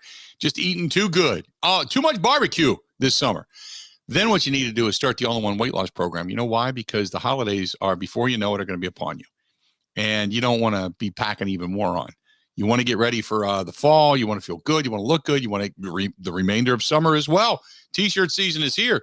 Call them, 414-455-4451. Again, 414-455-4451. That is the New Male Medical Center. You can't do anything if you don't call. Give them a shout. We got a lot more of the Bill Michaels Show. It's coming up right after this. This is the Bill Michaels Show on the Wisconsin Sports Zone Radio Network. At Quick Trip, we're celebrating Dairy Days with even greater savings. Now, for a limited time, Nature's Touch milk, non-fat, 1%, 2%, fresh from our dairy, on sale, just $2.99 a gallon. Nature's Touch ice cream, 4-quart vanilla, just $4.99. A pound of Nature's Touch butter, just $2.49. Hey, we're milking this for all we got. Sorry, that was cheesy. Oh, and Ellsworth cheese curds, an 8-ounce bag, $1.99. Quick Trip, we got your Dairy Days savings covered. Limit 5 each. See you next time. I hate being late to the ballpark. You just missed a home run. Gina Della from Pella. I can't believe my seat is next to yours. Peanut? I'm allergic to them. Aw, nuts. You know, I'm always late to things. No one procrastinates like me. The worst is that I missed out on that incredible deal you were offering at Pella Windows and Doors of Wisconsin. Missed what? It just started. Get beautiful Pella windows and pay no interest for 4 years. That's the one. Imagine the money you'd save by not paying interest for 4 years. Okay. Don't rub it in. Rub what in? The deal just started at Pella Windows and Doors of Wisconsin. Seriously? Yep. You're just making an exception because you feel bad for me. No, for real. It's hard to believe that a deal this good exists, but it does. You just missed another home run? Oh, this is too important. I'm trying to find the website on my phone. It's PellaWI.com.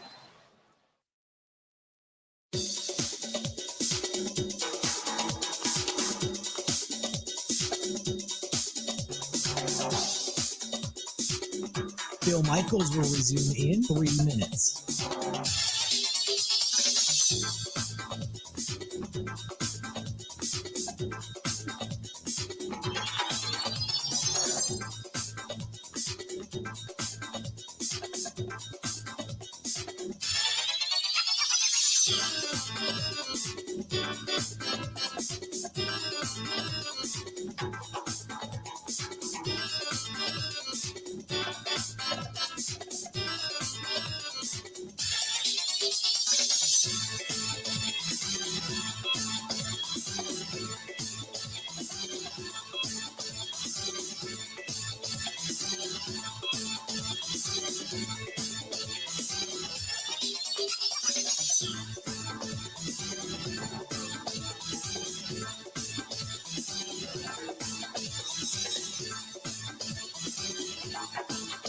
Bill Michaels will resume in 2 minutes.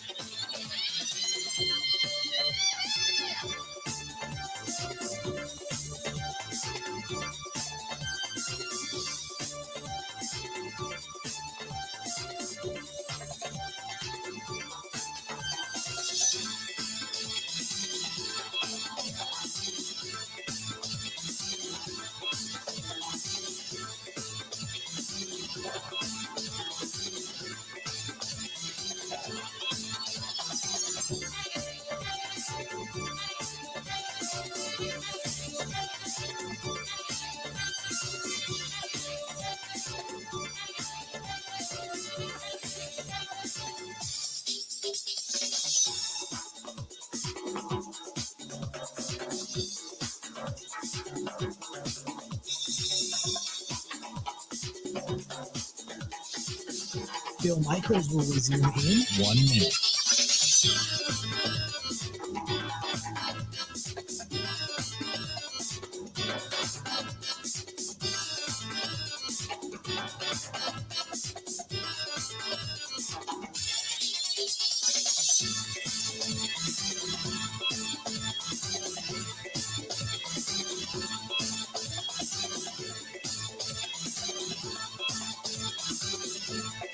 Bill Michaels will resume in 30 seconds.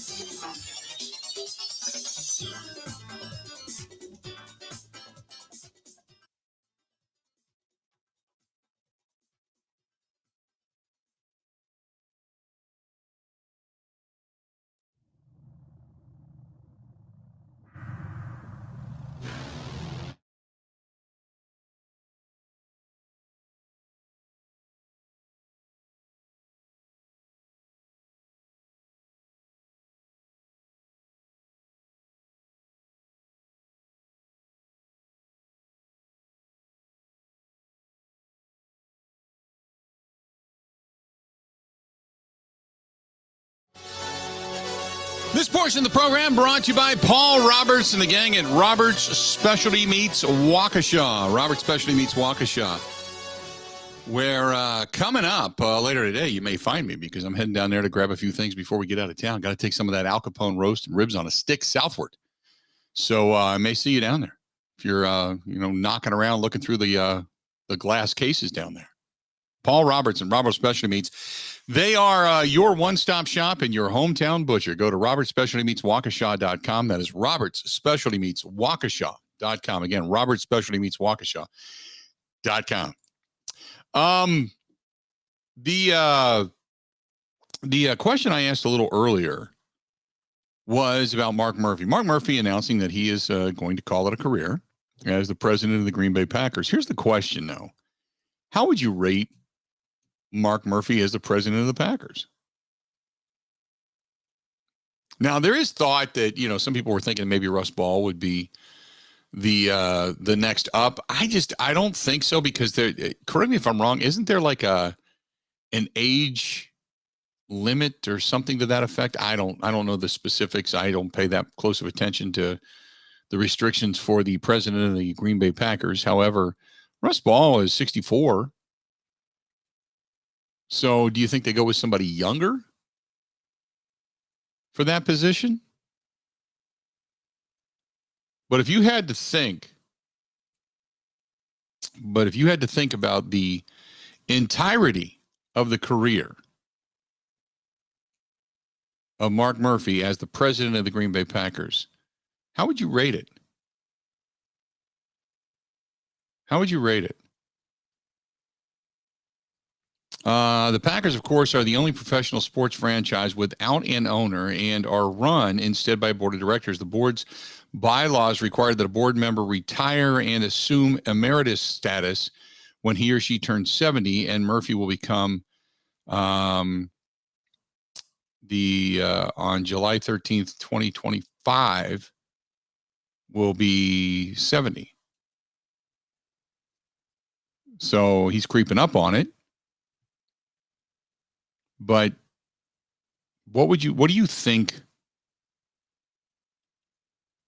of Mark Murphy's tenure as the president of the Green Bay Packers? And that is an interesting question, depending on what you believe and who you're asking.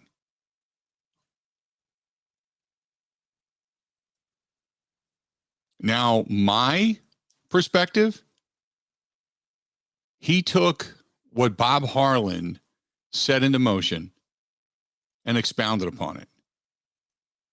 The renovation of Lambeau Field by Bob Harlan was the beginning, and the team has grown stronger. That's through COVID as well. The team has grown financially stronger, and they have acquired more property. They've become more stable. They've got more things. The Titletown district specifically, they've got more things that pay into the Green Bay Packers Incorporated coffers.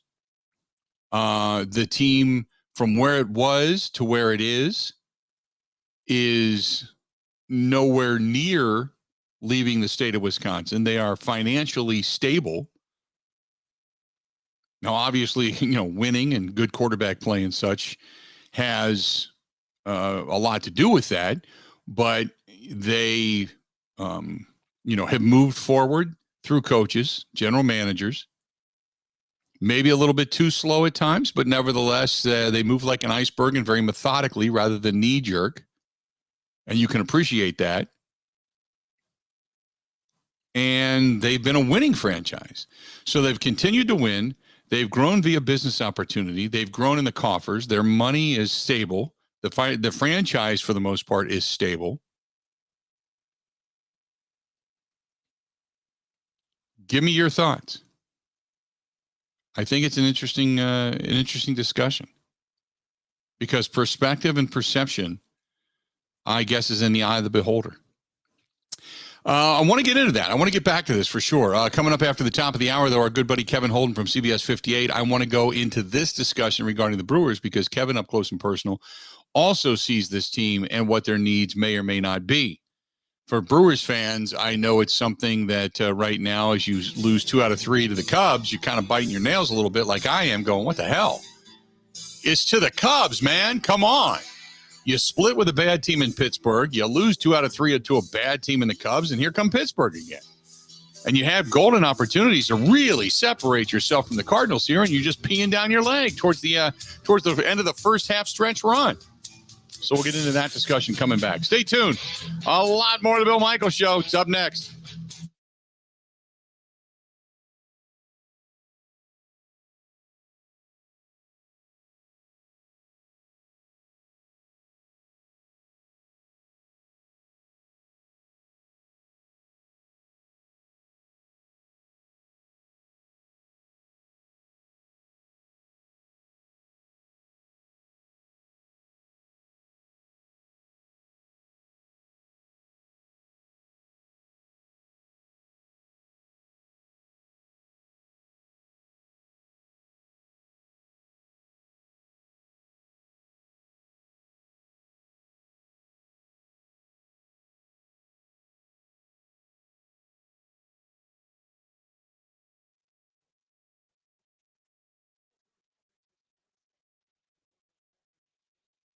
To the Cubs, Milwaukee led 1-0 in the 8th when Brad Foxberg gave up the tying run.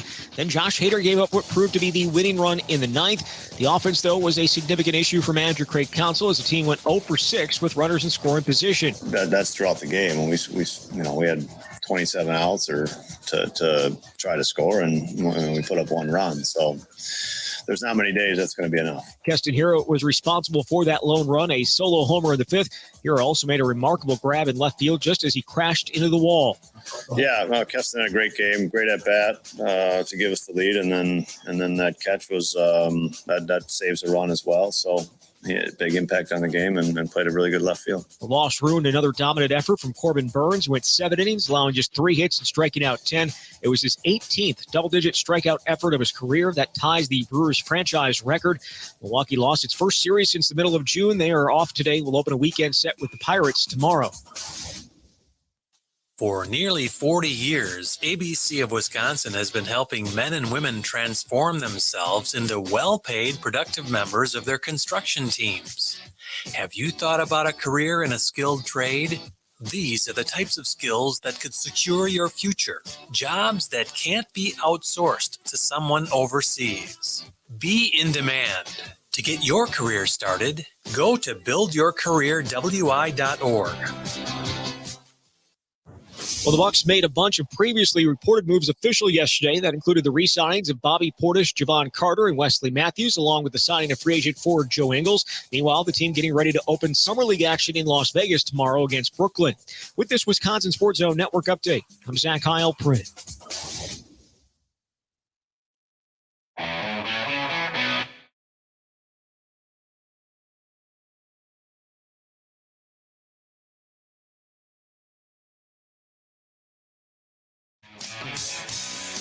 Hour number 3 of the Bill Michaels Show on this Thursday. Beautiful day today. Welcome to the program. We are glad to have you. 877-867-1670, 877-867-1670. And to talk a little more baseball, we now go to our buddy Kevin Holt from CBS 58 joining us over on the hotline. Kevin, how you doing today, man? Bill, it's all good. We're into it now. We're into July. We've got actual real hot weather, and I know you and I feel the same way about it. Crank that heat up, man. It's summer. Let's get outside and drench and get dark. So, which I agree. And once we get into July, the first thing we start talking about is who might be next for the Brewers when it comes to a trade. Usually they're buyers, not sellers. So you tell me what you think this team needs. I mean, I still feel like the most important position for this Brewers team is center field.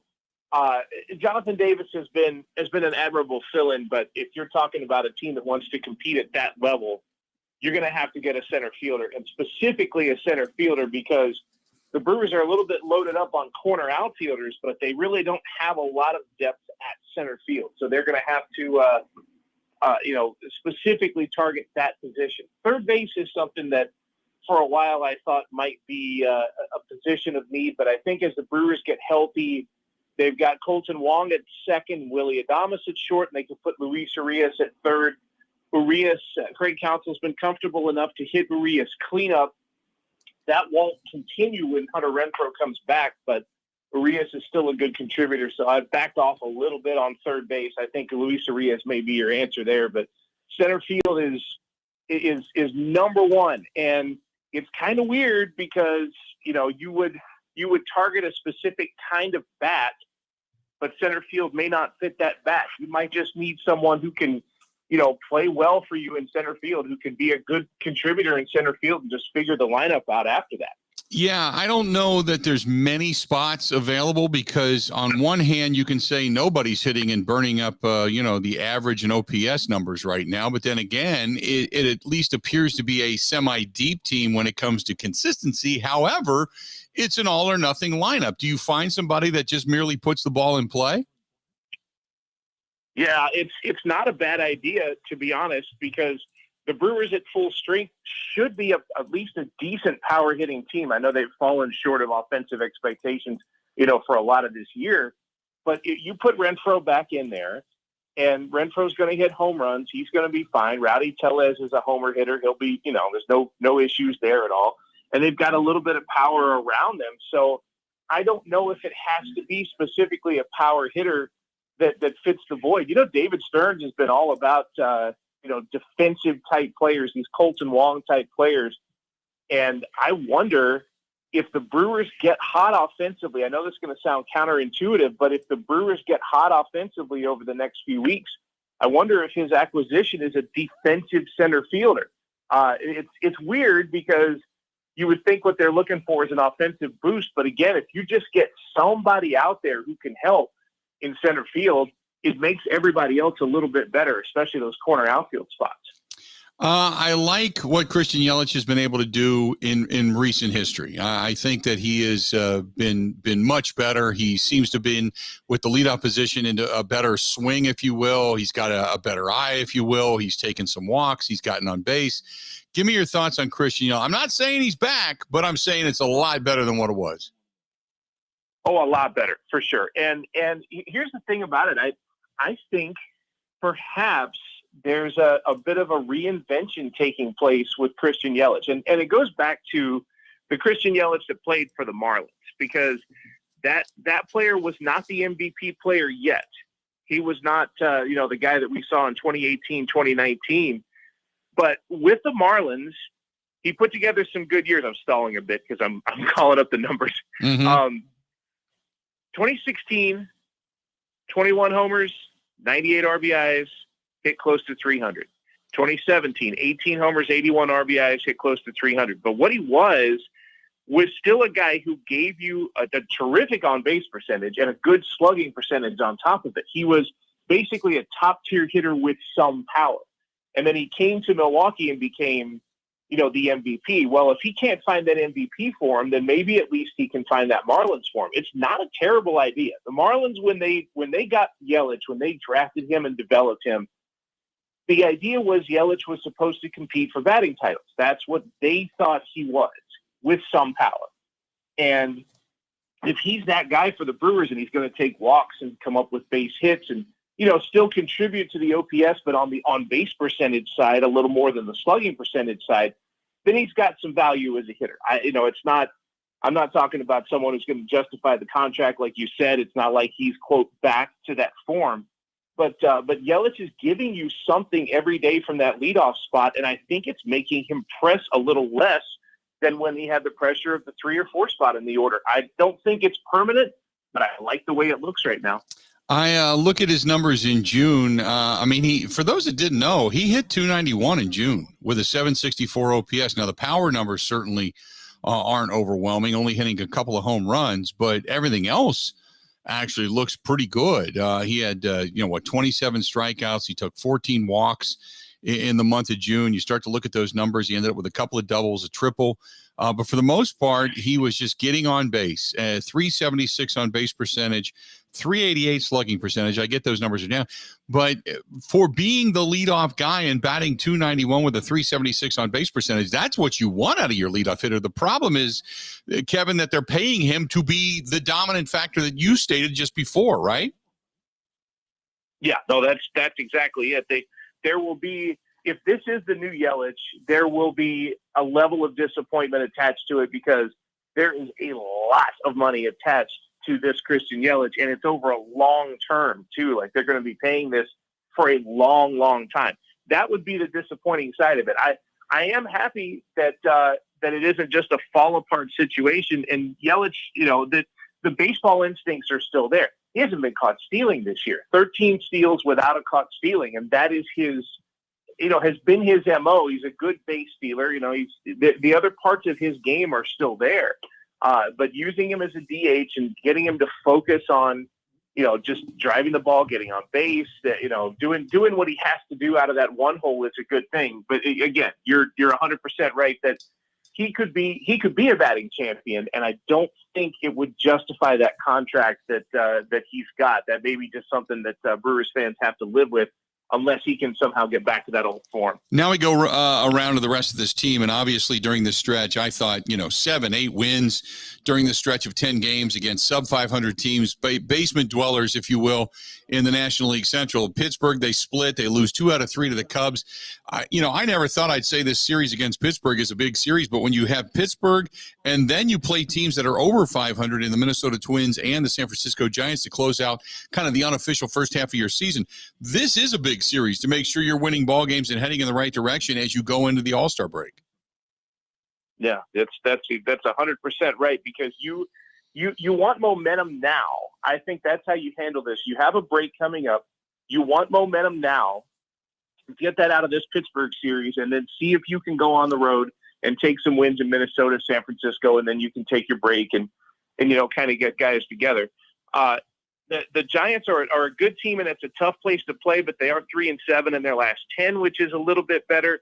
The Twins are a first-place team in their division, 5-5 in their last 10, so they've been right down the middle. So this is, to me, it's important. It's the Brewers beating the Pirates feels like a summer tradition. Like it's warm, I'm grilling out, and the Brewers have an 8-0 lead on the Pirates. That's a summer day to me in Milwaukee, and they need to have those this weekend to keep that going.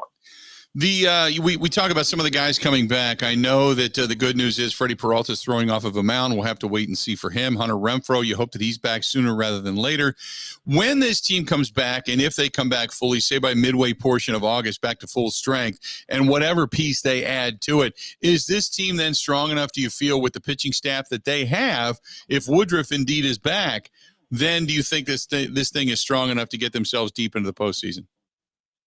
Absolutely. If their injury luck and bad luck was early in the year, it's the best possible thing that could happen for this team, just because of the setup of what the Brewers have in 2022, which is the Cardinals are not playing all that well, and the rest of the division is fielding a team. That's the best that you can say for Pittsburgh and Chicago and Cincinnati. They're fielding a team. They're putting something on the field.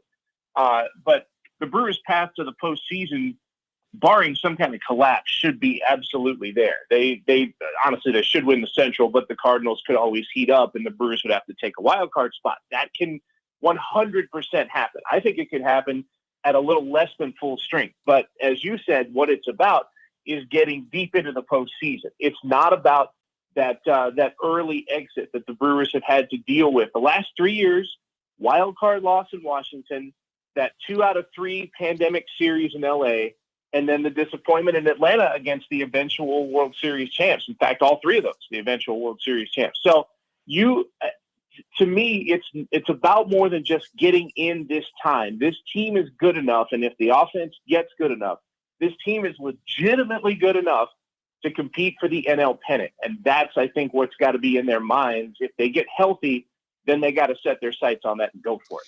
I know it's beat to death, but we talked with Adam McCalvy a little bit earlier about the numbers and about power hitting and about the grip it and rip it mentality and not playing station-to-station baseball. And yesterday you saw Adames not be able to bring a runner in, and the situation just kind of deteriorated ultimately into a loss. Josh Hader comes in, gives up a run, as we all know, and that raised a few eyebrows. Look, everybody's limping or tired or what have you down the stretch to the All-Star break. I'm not going to make excuses for the Brewers, but do you feel that this team, I hate to say it, but everybody says, well, they're tired. They're really tired. It's been a long season for everybody. So do you buy into the we're tired, therefore we have an excuse built in, or because everybody else is winning baseball games and you're not down the stretch, do you just say, well, that's crap? Yeah, I'm not 100%. I mean, I understand the idea of being tired, but as you say, everyone else has been playing every day for 3 months. That is a thing that's taken place. And Craig Counsell does, I think, a good job during the season of managing how rest operates. He has enough, both hitters and pitchers that he rotates guys in. He doesn't use necessarily a 5-man rotation, and he'll use different lineups to get guys days off. So tired as a collective unit might be a function of having to come to work and battle every day. That I get. But for individual players, the rest is managed pretty well. And so, yeah, I think you gotta find a little something. You've got another week and a half and a team that's in a good position that does not want to lose that good position to top the Central before the All-Star break. So find that thing for a week and a half, and then, send your guys out to just, do as much resting and relaxing as they can during that All-Star break, because if the games, seem to be a grind now, they're going to get really intense once, September comes and there's fighting for playoff positioning. It's worse. Well, worse is a bad word, but it's more intense now this year because the number one seed gets a bye. And so if the Brewers, they could be in three different races. They could be in a race for a playoff spot. They could be in a race for the division, and they could be in a race for the number one seed in a bye. So it's a lot to focus on. So it's only going to get more intense from here. Talking with Kevin Holden from CBS 58. I want to go northward real quick to the Packers. We were talking earlier about Mark Murphy and the fact that he's going to be stepping down relatively soon. And his career, you start to look back and say all the things that have happened since he took over for Bob Harlan. Give me your thoughts as to the success and or failure, whatever it is your opinion is, on what Mark Murphy has done with the Green Bay Packers. I think Mark Murphy had an idea and inherited a little bit, too, of an idea, a system, a way of operation. And I think he's been wildly successful within that system of operation. I think it's interesting because we can always look at it from the outside and say, well, we would have done A or B or C if we owned a team. But there are so many factors that go into it when you actually are in charge of running the team, when you're in the controls. You've got financial considerations. You've got, player and team and ego considerations. There's all this other stuff that goes on. But I thought that what Mark Murphy's done, the expansion of, the Titletown district and bringing Green Bay into that era, these things have been steady and consistent and strong. I mean, the expectation of the Packers is to get to the Super Bowl. And that's what a wonderful thing to be in on a year-to-year basis. Now it's pressure, it's constant pressure that that you're there. But when we talk about NFC Championship game appearances and losses as disappointments and not as high points in our lives, it says a lot about the year-over-year success of the team. And they're doing this in a market that is not necessarily not conducive to a 22-year-old athlete who's looking for bright lights in big city. I mean, Buffalo and Green Bay both have that difficult hill to kind of climb when it comes to, bringing in young talent and explaining to them that, hey, look, you're not going to have a nightclub scene, but you're going to have the best fan base in football, and you're going to have one of the best atmospheres in football. So, I think Mark Murphy has understood where the Packers are and understood how success can come from it. And I think he's been super consistent during his time. I know he takes criticism, but I've actually been a big fan of what he's done. Absolutely. Kevin, enjoy the holidays and enjoy the rest of the summer. I'm sure we'll talk again real soon, okay? Yeah, the road trips are about to start, Bill, in a couple weeks. So you're about to see me in some random towns and some random states pretty soon. Oh, boy. Well, you know what? I live vicariously through you because you get into some of the coolest ballparks with some of the coolest hats. So I don't mind watching that at all. Kevin, you guys enjoy it, buddy. Thanks, Bill. Appreciate it. I'll see you later. There you go. Kevin Holden, CBS 58, joining us for a couple of minutes on the hotline. Good to talk to Kevin. He, I don't know how they do it. He and his wife, they put together these road trips like at the last minute, and they end up in some of the coolest. They're both baseball fanatics, and they end up in these baseball ballparks, man, that are just so cool. Minor leagues and pros and just all these different little towns and such. It's just, it's such a neat follow. Let's do this. We're going to step away, take a quick break, come back. A lot more of the Bill Michaels Show coming up next. Want to make your summer even better? Potawatomi Hotel and Casino has 500,000 ways, like winning your share of $500,000 in cash and prizes. Over 100 winners every Thursday. For your chance to win, just play with your club card July 1st through the 28th. So go ahead, book that beach vacation, that up north cottage getaway, or make it a staycation to remember. Your summer just got even better. Only at Potawatomi.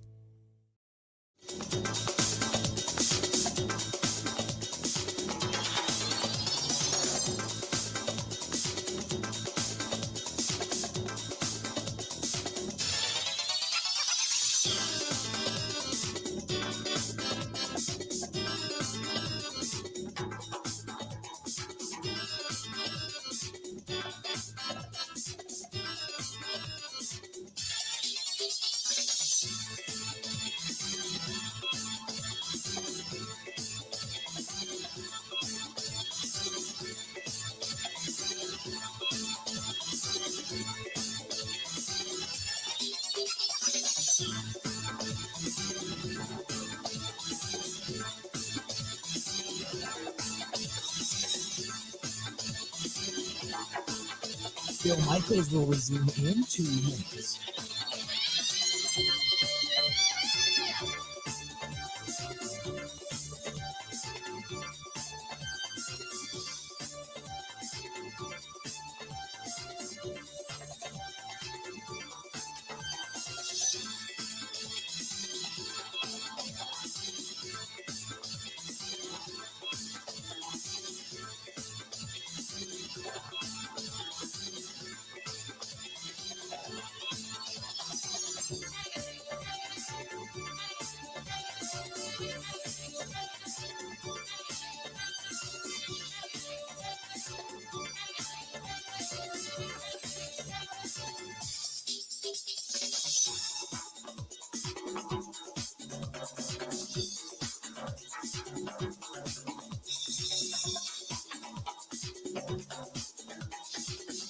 Bill Michaels will resume in 1 minute.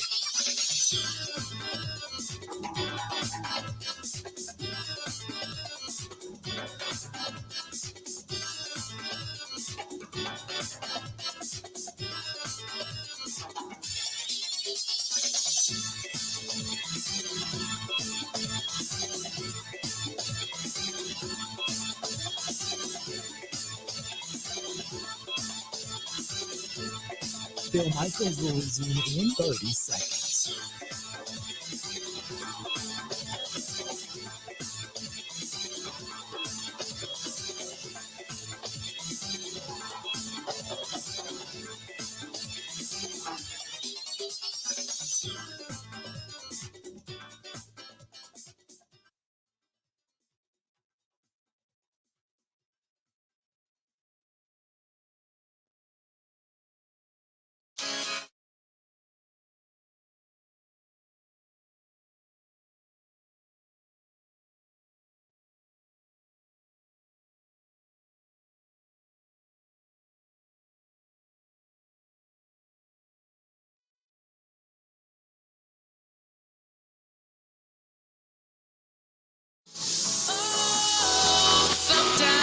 Welcome back. Good to have you. Good to have you today. Hey, if you're going to do some boating over the weekend, or maybe just going to go look for a lakefront bar to hang out at, Sunset Grill on Pewaukee Lake, great place to go. Sit outside on the deck, bring your bring your boat over to the docks, or just ride on over. Go enjoy yourself. That's our friends over there at Sunset Grill on Pewaukee Lake. Trish and the gang, good people over there, good food too. There's plenty of places around Pewaukee to go to. We talk about our friends at Curly's Waterfront Pub and Grill all the time. That's a really cool place. Sunset Grill on Pewaukee Lake, another good place. There's a lot of good places in Lake Country to go. Heck yeah, big time. Check out Sunset Grill in Pewaukee, without a doubt. 877-867-1670, 877-867-1670. If you want to give us a shout, by all means, do so. I wanted to stop something here real quick, because I'm getting all these people that are bringing these questions to me, and it's regarding NASCAR. There's this. I know there's a fan page on Facebook, and this goes back to don't believe everything you read on Facebook. But there's this thought that NASCAR would be leaving Road America and going to the streets of Chicago to race throughout the city of Chicago. And so I've asked around. I said, look, is there any credibility to this? And I've been told flat out no, that this is, quote, clickbait. That there's a lot of contracts that are in place, and that's not happening anytime soon. So, I don't know, I'm sure Chicago, the streets of Chicago, they would love to host a race like that. I don't know specifically where they would do it or how they could, but because I don't even know the area. But after the race this past weekend, which was a wild success, by the way, it was a huge success. I don't know why this has become something of, something of this. The Athletic put this out there that this was going to happen. But from what I'm being told on the Road America side of things, they're saying, no, it's clickbait. So I don't know, I mean, granted, The Athletic is a very credible source. Don't get me wrong. It's a credible, periodical, but I saw this and people are going crazy saying, how can they take this from Road America? Road America just got it back. Didn't they love Road America? They did. The drivers do.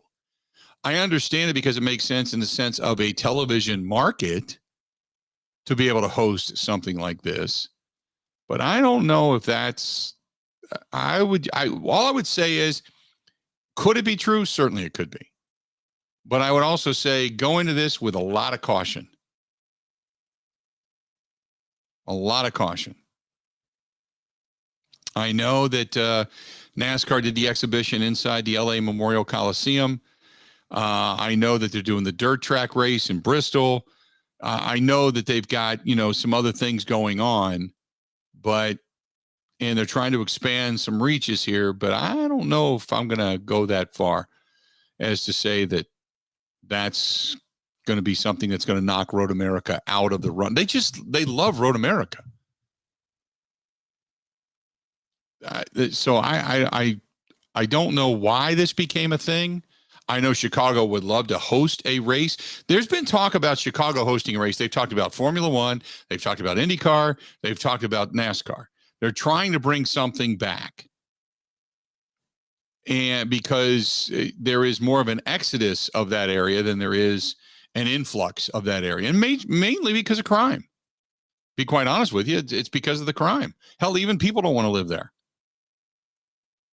Just the population explosion alone within the state of Wisconsin and the surrounding locations. Go to northern Indiana because people don't want to live there. So they're trying to do something to draw the eyes back to the state of Illinois and into specifically the city of Chicago. And I don't know how much I'm going to put in, how much stock I'm going to put in that. At least not yet. Just because the people I'm talking to are saying, no, this is clickbait. It's not true. Had they said, well, we haven't got a contract signed, we're a little iffy, we're worried, I'd say, okay, maybe there is some credibility to this, but right now I'm not getting that. So just put it on the back burner for now, but pay attention to it, 877-867-1670. If you want to hit us up, feel free to go ahead and do so. Again, 877-867-1670.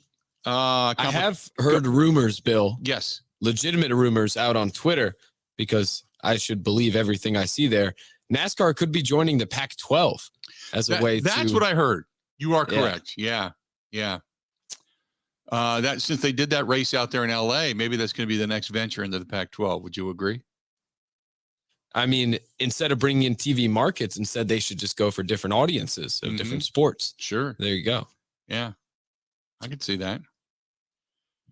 I could see Chase Elliott hitting the one hole, taking the football for a touchdown, doing a burnout in the end zone. I can see that. Sure.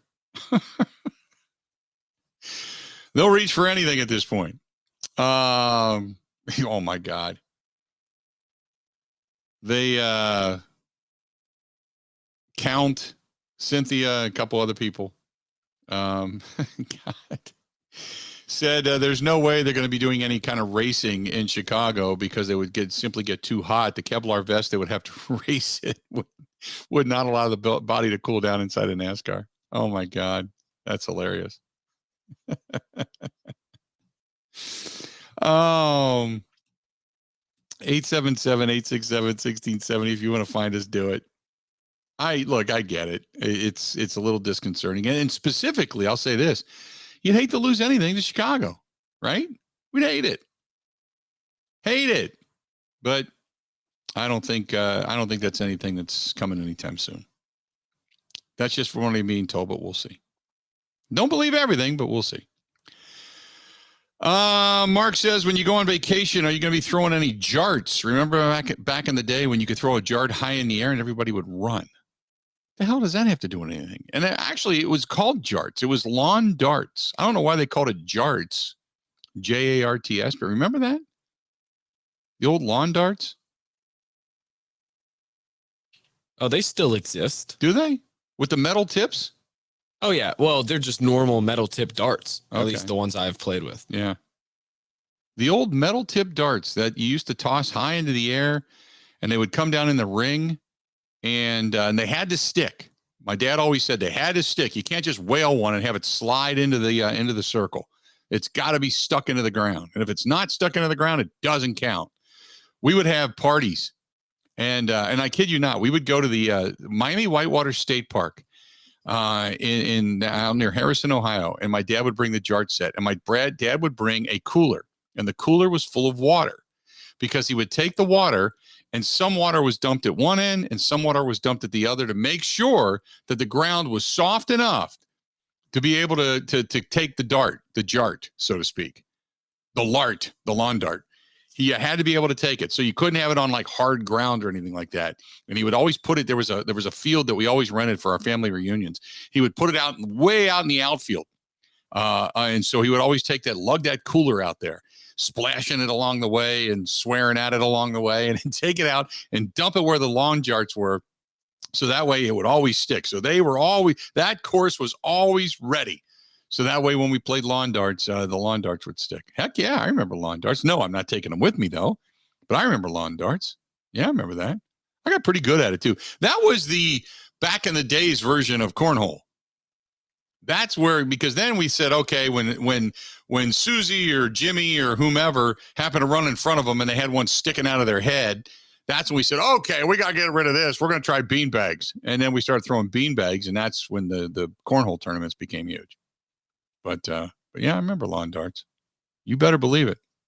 You could whale those things high. Then when you whale them, you really whale it. And then the damn thing ended up flying behind you. That was the worst. Because then you're like, oh my God, it's going to hit the car. I saw my neighbor put one through their sunroof. It might have been not, I don't think it was their sunroof, actually. I think it was a T-top back in the day. They had T-tops in their, they had a Pontiac. It wasn't a Trans Am or anything like that. It was a Pontiac, though. Put it right through a T-top. So we got way off track. Let's do this. We're going to go ahead and take a quick break. We're going to come back. Stay tuned. We got a whole lot more of the Bill Michaels Show. This portion of the program brought to you by our friends at Pella Windows and Doors of Wisconsin. Right now, 4 years, no interest. I kid you not. 4 years, no interest. Make those payments, get those windows, get those doors. You know what I'm talking about. However, if you choose not to do the no interest route, you could go with $250 off a window. Unless, of course, you're going to go with a slider window. Then it's $400 off per window with the innovation. Oh, how about that, huh? I've got your eyebrows up now, huh? How are we looking? You can do the windows, whether it's the vinyl. You can do the Impervia, which is really stronger than the fiberglass, or 3 different types of wood windows. Beautiful. Exteriors to match, interiors to match, different hardware, roll screens, slider windows, the new screen that allows even more light in, all the innovations. They will custom measure. They will custom manufacture, assemble, then they will install with warranty. You can't beat it. It's Pella Windows and Doors of Wisconsin. Go to PellaWI.com. That is PellaWI.com, or give them a call for the free in-home consultation. Free, F-R-E-E, free. It's for me. Free in-home consultation. Call them 855-PELLA, P-E-L-L-A, 855-PELLA-WI. That's 855-PELLA-WI. Pella Windows and Doors. I've got them in my home. I can't recommend them anymore if I had to. They're just that damn good. Stay tuned. We got more of the Bill Michaels Show coming up next. Covering Wisconsin sports like a blanket. This is the Bill Michaels Show on the Wisconsin Sports Zone Radio Network. I hate being late to the ballpark. You just missed a home run. Gina Della from Pella. I can't believe my seat is next to yours. Peanut? I'm allergic to them. Aw, nuts. You know, I'm always late to things. No one procrastinates like me. The worst is that I missed out on that incredible deal you were offering at Pella Windows and Doors of Wisconsin. Missed what? It just started. Get beautiful Pella windows and pay no interest for 4 years. That's the one. Imagine the money you'd save by not paying interest for 4 years. Okay. Don't rub it in. Rub what in? The deal just started at Pella Windows and Doors of Wisconsin. Seriously? Yep. You're just making an exception because you feel bad for me. No, for real. It's hard to believe that a deal this good exists, but it does. You just missed another home run. Oh, this is too important. I'm trying to find the website on my phone. It's PellaWI.com.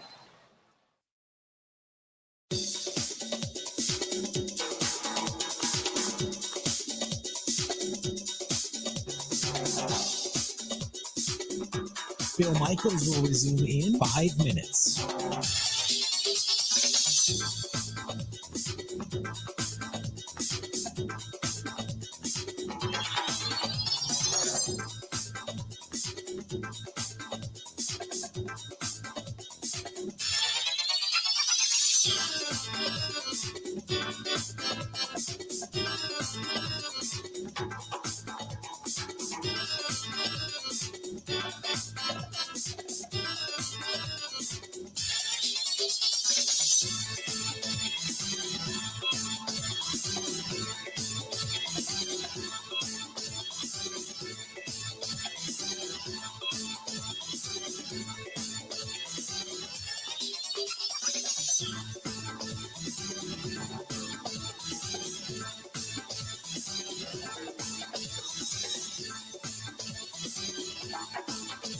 Bill Michaels will resume in 4 minutes.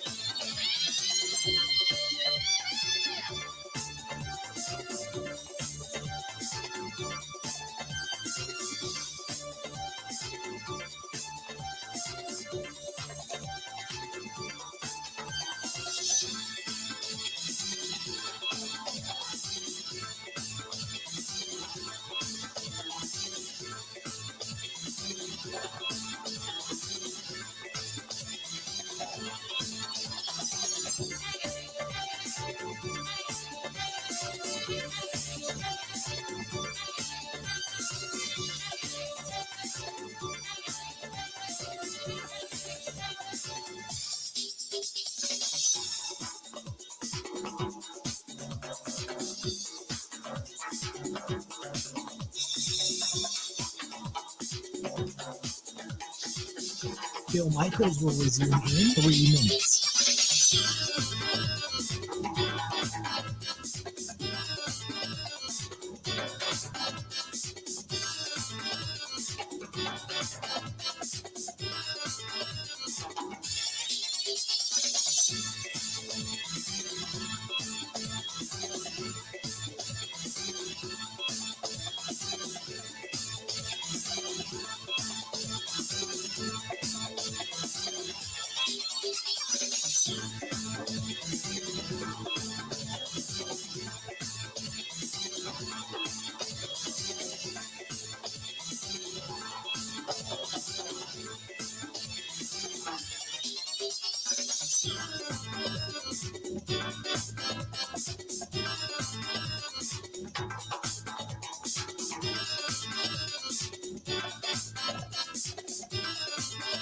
Bill Michaels will resume in 2 minutes.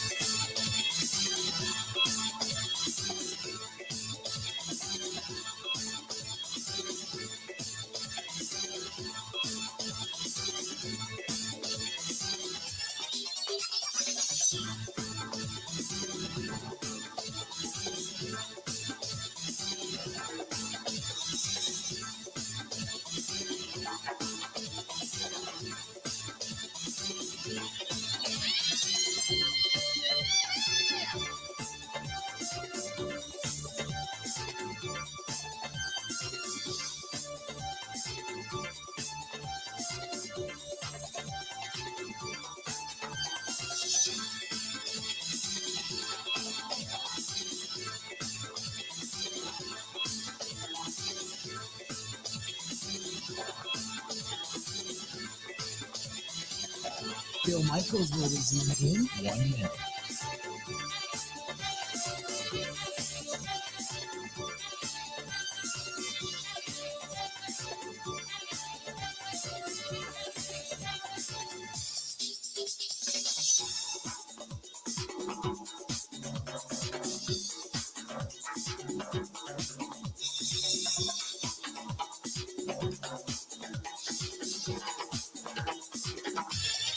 Bill Michaels will resume in 30 seconds.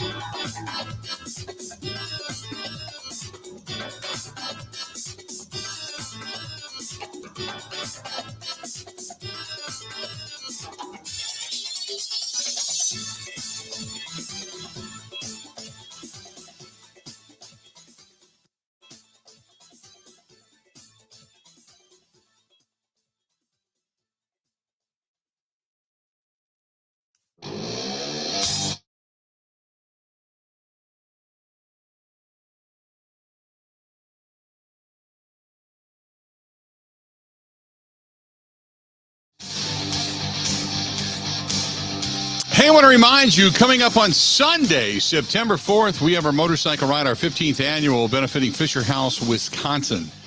And it benefits military members, veterans, and their military families. And please, if you can join us on the motorcycle ride, get signed up. Earlier you get signed up, you have an opportunity with only those who pre-register to win some really cool ticket packages. And you can get yourself some ticket packages, whether it's race packages, Bucks package, Brewers package, Badger football package, whatever it happens to be. We're going to give some of that stuff away only to those who pre-register. You still have an opportunity to win some great prizes via the poker run, but it is going to be a spectacular day. We've got some really neat things planned, and going to end up at Wisconsin Harley-Davidson with afterwards. We've got Rebel Grace on the South Stage. Hairbangers Ball goes on the stage at 8 o'clock, and it's on Sunday night, so nobody has to get up on Monday, on Labor Day. So it's going to be a hell of a party. Come out and join us again. Sunday, September 4th, we are going to start out at Milwaukee Brewing, downtown Milwaukee on 9th Street. Going to end up at Wisconsin Harley-Davidson. Going to make stops over at the Rock Complex, Alpine Valley, and then at Knuckleheads out in Eagle. Before we head in, we can't do it without our great sponsors, which is Growth Law Firm, GROTH, growthlaw.com. That's GROTH, growthlaw.com, protecting bikers' rights. One of the best in the country at doing so. And they're right here in our own backyard. Also, Great Lakes Dragaway. And if you're looking to maybe check out some great drag racing or race your own vehicle or motorcycle for that matter, they can do that with you as well. So all you got to do is check out GreatLakesDragaway.com. That's GreatLakesDragaway.com. And then our friends out there in La Crosse, thanks to our great friends and a great place to eat. That's Buzzard Billy's, downtown La Crosse, Wisconsin. They have a lot of riders that stop in out there. They were talking about this, and they said, hey, we'd like to be a part of it. So come on. And there you go, Buzzard Billy's. Love going there, love eating there, and I love the margaritas there, by the way. But Buzzard Billy's out in La Crosse, sending those bikers and those riders towards us for that hometown rally weekend on Labor Day weekend. Come on by and say hello. And thanks to Buzzard Billy's as well. Just great, great people out there and great fare. Just so much good food. Thanks for being a part of it. Let's see here real quick. This was sent to me. It goes back to June 30th. And it says, unlike F1's Miami, Road America is a, quote, proper circuit challenging all drivers in the best way possible. And it goes on to talk about racing in cities is exciting because, people are already there. You don't need to excite people because the first place, in the first place are already close. And this is talking about, many different drivers. This is Sebastian Vettel after they raced in Miami. But certainly racing and driving the thrill via, he said, I'd love to go to proper tracks, which is a sentiment that's been echoed by many. Scott Dixon talks about it as well, the IndyCar driver. Many other drivers are quoted here. Jimmy Johnson. Jimmy Johnson talked about it. He left NASCAR, ended up going to the Cup, or left the Cup Series and ended up going over to IndyCar. But Jimmy Johnson talks about a place like Road America. The NTT IndyCar Series loves it there. So in going back to that, a little bit of a discussion, if you will, regarding this rumor out there that NASCAR could possibly end up in the streets of Chicago. A lot of the drivers like and love Road America. And the reason why, and I know, look, it's in our own backyard. Maybe it's homerism, okay? Maybe it's wishful thinking, whatever it happens to be, whatever you want to talk about. The bottom line is this: the drivers love it, not just because of it being a 4-mile track, but they love it because of the challenges. Anybody that's a driver, anybody that's a rider, you love challenges. Anybody can just jump on a straight road, turn left, straight road, turn left, straight road, turn left, straight road, turn left. Anybody can do that. And there is strategies and such to that. But when you have to really have not only the challenges of other drivers, but the challenge of the road, there's something to be said for that. Drivers really, really like that. So just in talking to some of the drivers this past weekend, drivers in the past, the IndyCar series, they all say the same thing. They love the fact that Road America not only is an expansive road course, but it's a road course that gives you hills. It gives you downward stops with hard upward angles. It gives you blind curves. There's so much to it that other tracks simply don't offer. They consider this one of the best tracks in the world, not just in the United States of America, but in the world. So, and the fact that you can put 500,000 people in it and it doesn't feel like it's filled up. It feels like there's still plenty of room for people. So I know that there's this anxiety about the possibility of maybe losing a race, the NASCAR race, to the city of Chicago, to the streets of Chicago. I just, for the betterment of the sport, I guess you can put more eyes on the road race in downtown Chicago. However, for the race itself, according to the drivers, they would prefer to race at Road America. But I don't know what kind of a voice the drivers have. I couldn't tell you. I have to think that somewhere they really like it. Last year, the NASCAR jumped, including the first Cup race at Elkhart Lake since 1956. Now NASCAR openly looking to add street courses to the very near future. But do they say it's possibly at the expense of Road America's spot on the schedule? I certainly hope not. I think it would be a mistake. Sometimes you make an effort to grow the sport blindly by the money in the television market rather than just looking at the competitiveness of the actual product. So, sound familiar? Yeah, right. I agree. That's what's going on right now in college football. Completely and golf. Agree. And actually golf. was and golf the too. first thing that came to my mind. And golf too. Wow, I should have thought that. I had to. I see. There's something that I should wear on my wrist every day that says, what would Ben do? WWBD. What would Ben do? And then have to think about that first. But no, I agree. But right next to it, say, don't actually respect any of his opinions because he's a maniac. I wouldn't go that far. 877-867-1670. Hit us up. 877-867-1670. Hey, if you're again, I did this yesterday though. Stopped down in Ice Ash, grabbed a couple of good cigars before I'm getting ready to get out of town. And I highly recommend you do this weekend. They've got some good music coming up down there this weekend. Obviously, Friday Night Live takes place downtown Waukesha. It's still going on. So if you're going to head out this weekend, tonight even, they have music. Thursday, Friday, Saturday at Nice Ash, the Nice Ash downtown, 323 West Main Street, downtown Waukesha, Wisconsin. They have music. They have good beverages. They have good whiskeys, good bourbons, good scotches. They also have some really good cigars if you're into that. If you're not, that's fine too. It's just a good place to go and gather, meet people, enjoy music, sit back, relax, and enjoy it. So check out theniceash.com. That is theniceash.com. Stay tuned. More of the Bill Michaels Show next. Ready? This is the Bill Michaels Show on the Wisconsin Sports Zone Radio Network.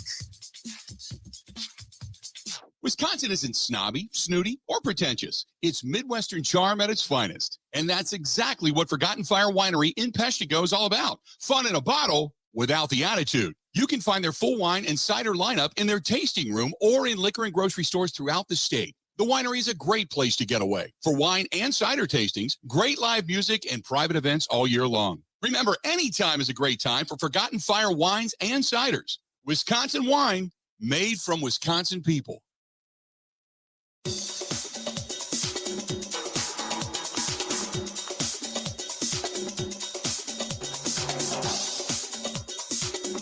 Bill Michaels will resume in 3 minutes.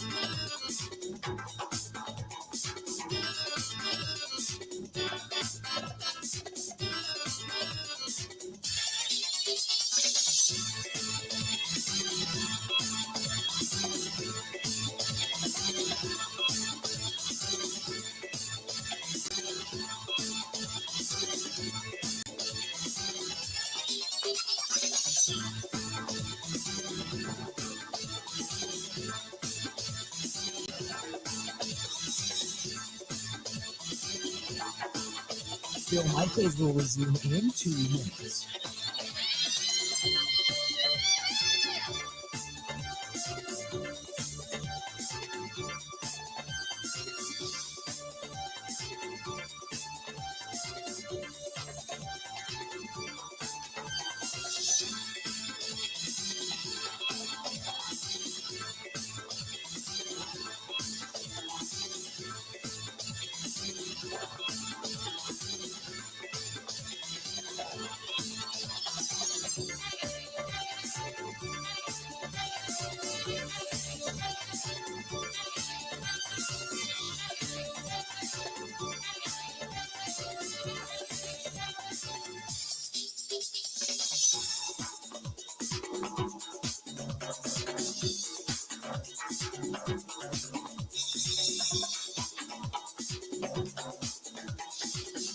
Bill Michaels will resume in 1 minute.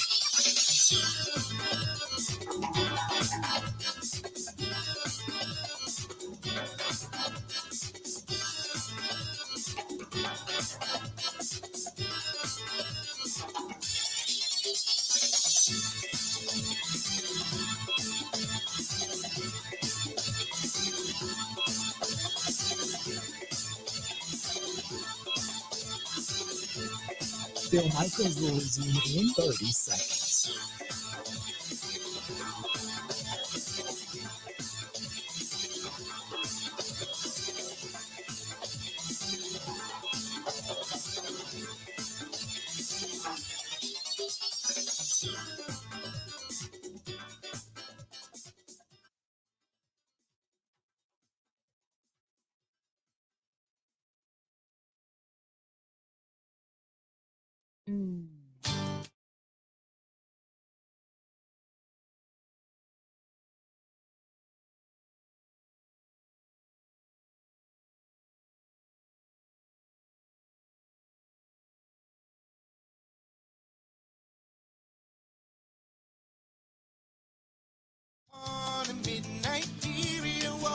Welcome back.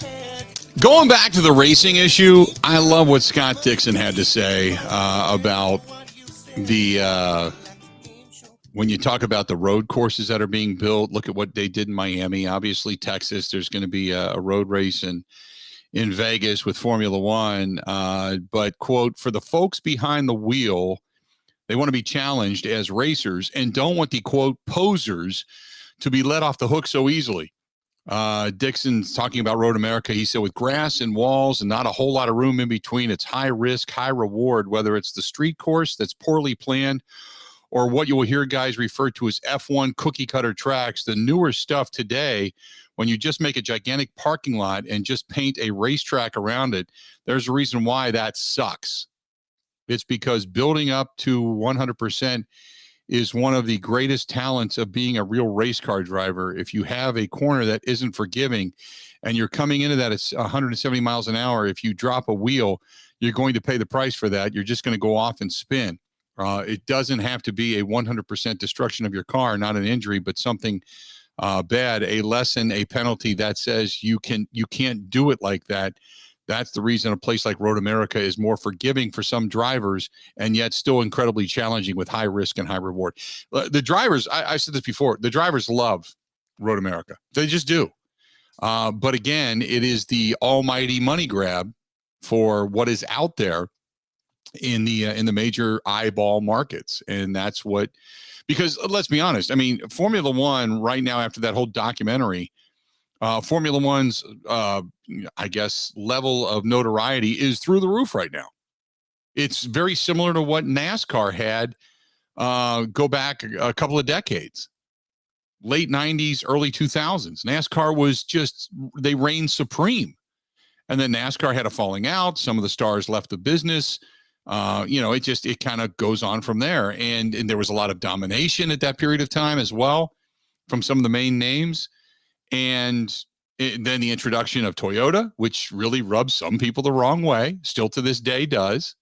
As I talked to a couple of gentlemen that were up at the racetrack this past weekend, it lost a little bit of its roar and luster. Maybe its own arrogance put it there. But NASCAR is trying to now climb back to the top toward its own popularity status of what now F1 garners. And by doing that, instead of going out on your own and doing things and making things better, they're trying to follow F1's footprint, because what works, we all jump on board, right? And some are saying you're losing yourself by doing this. So we'll see what NASCAR decides to do before it's all said and done. I just find it really interesting that we're coming off the heels of a very successful race, a lot of eyeballs, a lot of fan interaction. And I will say this, though, NASCAR, out of all the circuits that I've worked with, NASCAR is the most difficult. NASCAR is unbelievably arrogant. Unbelievably arrogant. And that, to me, that's part of their own downfall, because they just deem themselves damn near untouchable. And I think they're in for a ripe fall if they continue with that mentality. 877-867-1670, 877-867-1670. You want to hit us up, feel free to go ahead and do so. A couple of things I want to get back into. One is I want to get back into the Mark Murphy discussion coming up after the top of the hour. The other one is I'm getting a lot of people that say, did you see that the WNBA star Brittany Griner pleaded guilty today to the drug charges in Russia? What does that mean? I did see that.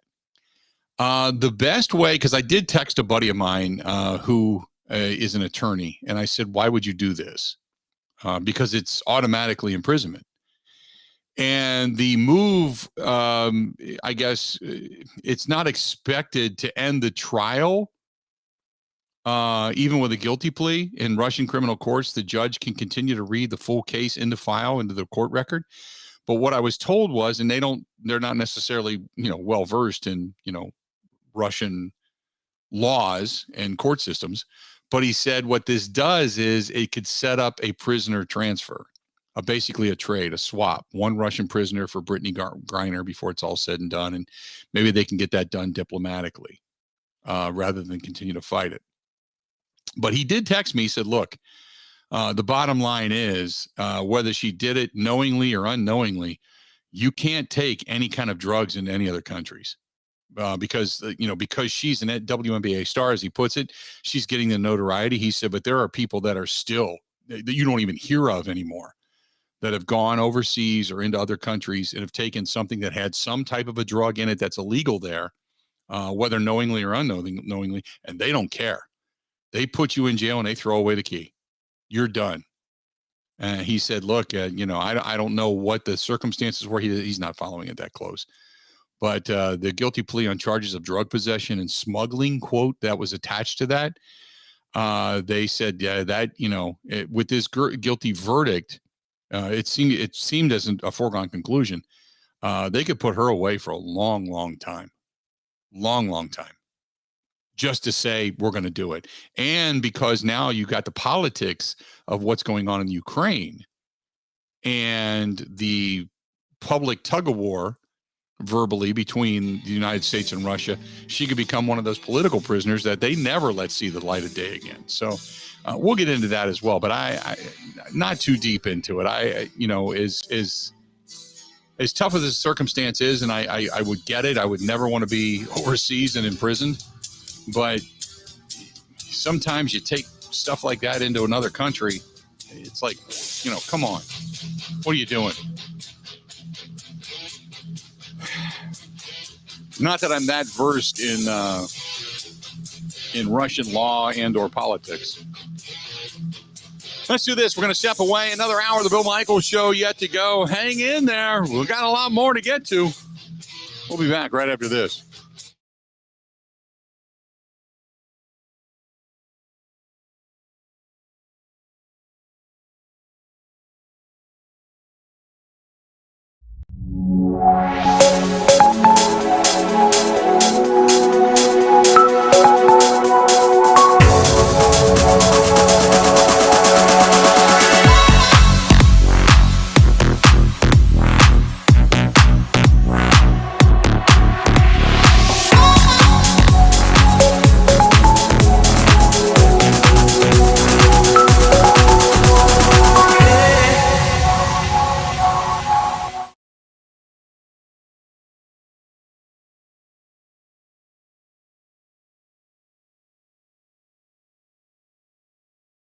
That's throughout the game. When we had 27 outs or to try to score, and we put up one run. So there's not many days that's going to be enough. Keston Hiura was responsible for that lone run, a solo homer in the fifth. Hiura also made a remarkable grab in left field just as he crashed into the wall. Yeah, Keston had a great game, great at bat to give us the lead, and then that catch was that saves a run as well. So he had a big impact on the game and played a really good left field. The loss ruined another dominant effort from Corbin Burns, went 7 innings, allowing just 3 hits and striking out 10. It was his 18th double-digit strikeout effort of his career. That ties the Brewers franchise record. Milwaukee lost its first series since the middle of June. They are off today. Will open a weekend set with the Pirates tomorrow. Where can you learn the skills to take care of yourself and your family? An apprenticeship in construction. Imagine earning money while you learn and getting paid to go to class and graduating without big college debt. You can explore 11 different trades. To get started as an apprentice, visit buildyourcareerwi.org or search for ABC of Wisconsin online. Well, the Bucs made a bunch of previously reported moves official yesterday. That included the re-signings of Bobby Portis, Javon Carter, and Wesley Matthews, along with the signing of free agent forward Joe Ingles. Meanwhile, the team getting ready to open Summer League action in Las Vegas tomorrow against Brooklyn. With this Wisconsin Sports Zone Network update, I'm Zach Heilprin.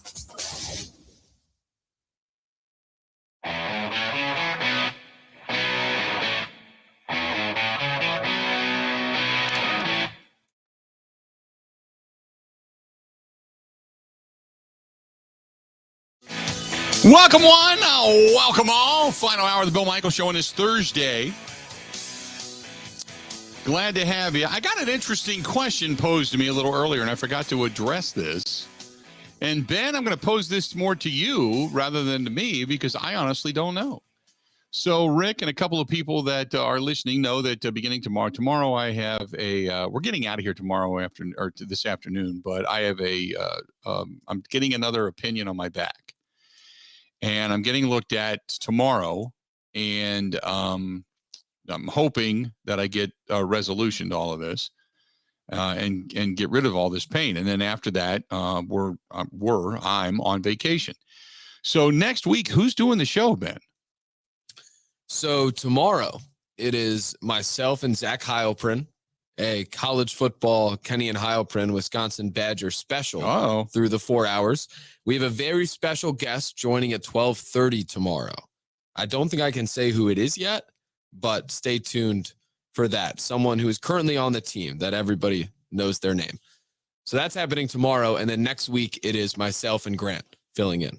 You and Grant next week. Oh, Grant jumping in. Okay. So I would expect a lot of ridicule from what we've done to Grant over the last couple of weeks. That would either come your way and or my way or both because of the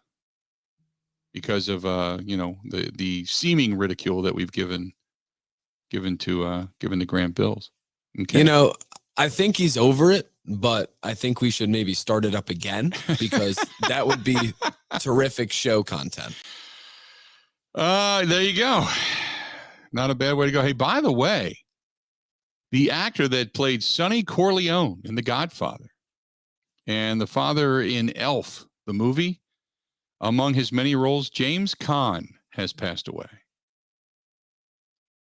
James Caan has passed away. Sad news there. Sonny got all blown up in the Godfather when he was trying to go through that toll booth. And the toll wouldn't open. He's blowing his horn, and then all of the rival gang members, so to speak, back in the day, they all stood up with the machine guns and blew him away. So he ends up coming to a demise in both that movie and then today. But today, just passed away. But the actor that played Sonny Corleone, James Caan, has passed away. Some sad news there. He was the dad in Elf. He had a really good role in that movie too. He looked a little old to be that young of a father in that movie, but still a good way to go for James Caan. Good role. But yeah, he passed away today. Also, we've got breaking news, and the breaking news out of the sports world is that Rafael Nadal has withdrawn from Wimbledon ahead of his semifinals tomorrow because of an abdominal tear. Nick Kyrgios receives the walkover into the finals now. But Rafael Nadal had to withdraw because of an abdominal tear.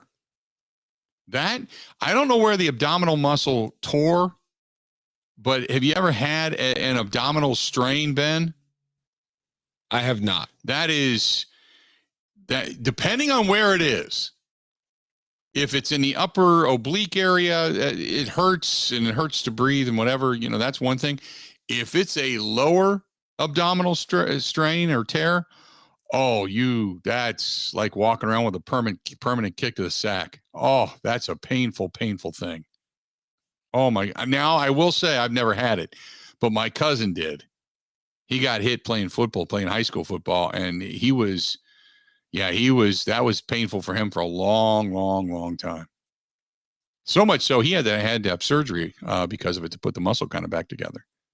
But I hear the abdominal strain. I've had numerous players that over the years that have had it as well that say, that's awful. That's an awful, awful thing when you get that.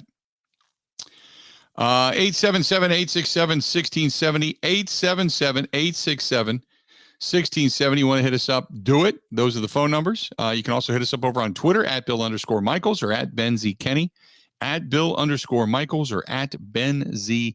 Kenny as well. This was from David. David says, I think Mark Murphy has done an excellent job on the business side, not so good on the wins and losses side. This team only has one Super Bowl championship under his watch. They should have at least 2 to 3 more.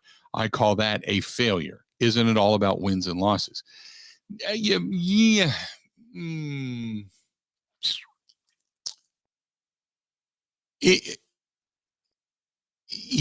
Boy, that's a difficult question. Because as the overseer of the entire franchise, is it about wins and losses? Sure it is. You want to win because that keeps more interest in your team. Therefore, ticket sales remain high. Therefore, sponsorship dollars remain high. Therefore, things around your complex remain high in demand. So you create a business model that's based off of your team, based off of your player personnel model. And if you do it right, it all goes hand in hand. Ultimately, he does not control the personnel and the coach's decisions. And you can, now this is the thing, because a lot of people, going back to when Matt LaFleur was hired, and Mark Murphy more than had his hands involved in all of that, right? And people were screaming, he's going to get involved in player personnel decisions, and he's going to be drafting, and he shouldn't do this, and he shouldn't do that. He needs to stay away. Okay. Well, now you can't turn around and say, well, you didn't win enough championships, because he doesn't have a hand in that. He hires the people who do. They answer to him, but Matt LaFleur is not calling plays and asking Mark Murphy first whether or not they should run that play. He's not asking Mark Murphy who should play and who shouldn't play. That's not Mark Murphy's say, so to speak. He certainly could. He would be considered an interferer. And most likely the board of directors would vote him out if indeed he was doing that on a consistent basis. But you can't argue both. It's one or the other. And if you're going to argue about, well, he's responsible for only one championship, well, then you should say, if that's what you're going to pin on him, then you should put more emphasis on his ability to help pick coaches, player personnel, plays, and such. The overall, what you are responsible for as the president is ultimately everything. I get that. But you're responsible for the overall health of the franchise. And you have to ask yourself, like we do with presidents, okay, let's be honest, with presidents of our country, you say to yourself, when this president took over, is the franchise, is the state, is the grouping of states, are they better off today than they were when they took over? That's what you ask yourself. Are you better off as a fan today? Are you more stable as a fan today? Is your franchise better as a fan today than it was when he took over? Undeniably, your words would be yes. It is financially strong. The expansion has been fantastic. The renovation upon renovation of Lambeau Field has worked out to the Packers' advantage. Now, granted, it's been on the backs of two Hall of Fame quarterbacks who have made this franchise for a long time extremely relevant. But a terrific coaching decision. I think we could all agree upon Matt LaFleur. The hire of Brian Gutekunst, the protege of Ted Thompson, while not looked upon as a popular move at first, certainly has turned out to be a pretty popular move, even with the Jordan Love pick being the albatross around the neck of Brian Gutekunst. I think the knocking down of the silos thereafter, because remember, when Mark Murphy took over, he was told by Bob Harlan, hey, stick to business, let Ted and the personnel people do their thing, you just stick to business. And he did that for a long period of time until you couldn't look the other way anymore. So, because like Mark says, well, he kept Ted and Mike too long. Okay, how long? A year? 2 years? 3 years? If it's just a year, which really in reality, that's probably what it was, then okay, they do that out of loyalty. They do that out of giving you the ability to turn it around. I'm okay with that. I'm okay with that.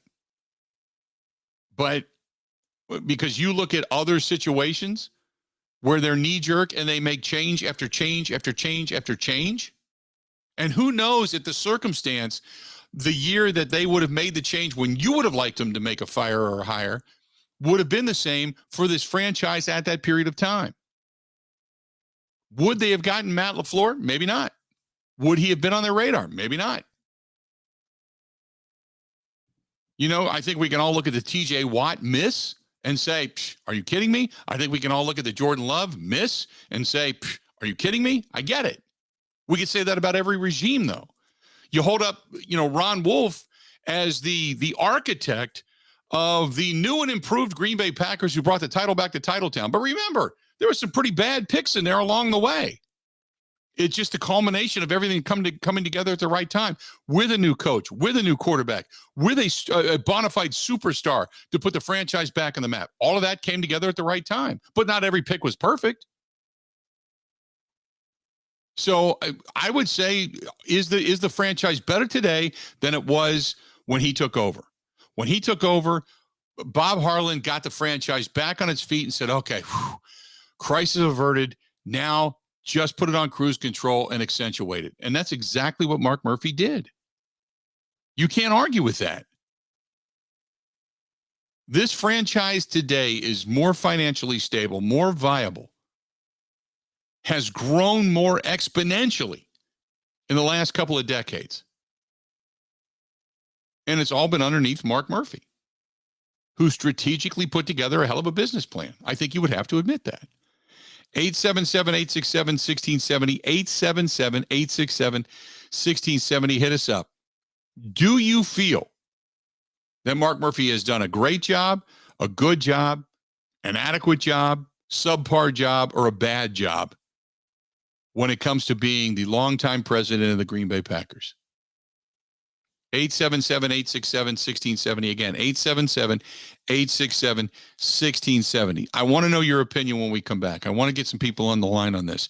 This portion of the program brought to you by our friends at Kunes RV. Go to KunesRV.com, K-U-N-E-S, KunesRV.com. And see why they are the fastest growing RV dealer in the state of Wisconsin and beyond the borders, whether it's Jayco, Alliance, Coachman, Catalina, Dutchman, Forest River, Gulfstream, Nexus, Thor, Heartland, Crossroads, Keystone, Winnebago, Redwood, just on and on and on. Stop into any one of their many Kunes RV locations right now. Take advantage of some decent APR financing deals because they're keeping it as low as they possibly can. They're working with you and for you on this. Kunes also offering top dollar for your trade-ins. They've got a big inventory, specifically the one down in Elkhorn. Man, my God, they got a lot of inventory. But they also offer consignment. So, and free pickup too. If you're within 50 miles of a dealership, they'll come and get it. That way you don't have to deal with people kicking the tires and opening the doors and rooting through closets and yanking on stuff. You don't have to worry about that. They'll deal with it. Big or small, Cunis consigns them all. That's it. Cunis RV, the Midwest fastest growing RV and camper destination. Whether it's a motorhome, fifth wheel, camper van, travel trailer, they got you covered. Go to Cunis, Kunes, CunisRV.com. That is CunisRV.com. Stay tuned. More of the Bill Michaels Show coming up next. This is the Bill Michaels Show on the Wisconsin Sports Zone Radio Network.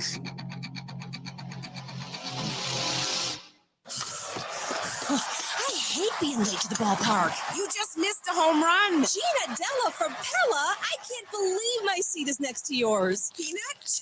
I'm allergic to them. Aw, nuts. You know, I'm always late to things. No one procrastinates like me. The worst is that I missed out on that incredible deal you were offering at Pella Windows and Doors of Wisconsin. Missed what? It just started. Get beautiful Pella windows and pay no interest for 4 years. That's the one. Imagine the money you'd save by not paying interest for 4 years. Okay, don't rub it in. Rub what in? The deal just started at Pella Windows and Doors of Wisconsin. Seriously? Yep. You're just making an exception because you feel bad for me. No, for real. It's hard to believe that a deal this good exists, but it does. You just missed another home run? Oh, this is too important. I'm trying to find the website on my phone. It's PellaWI.com.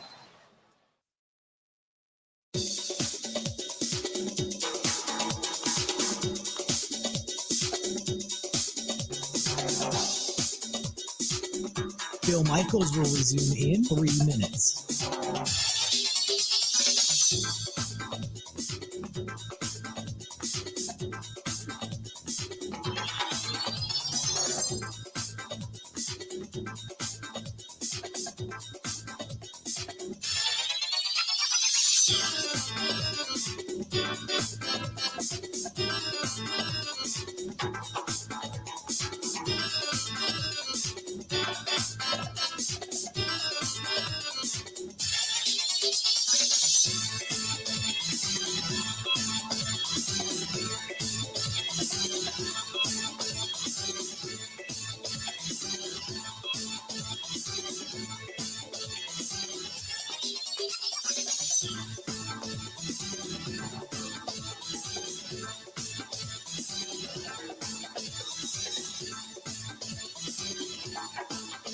Bill Michaels will resume in 2 minutes.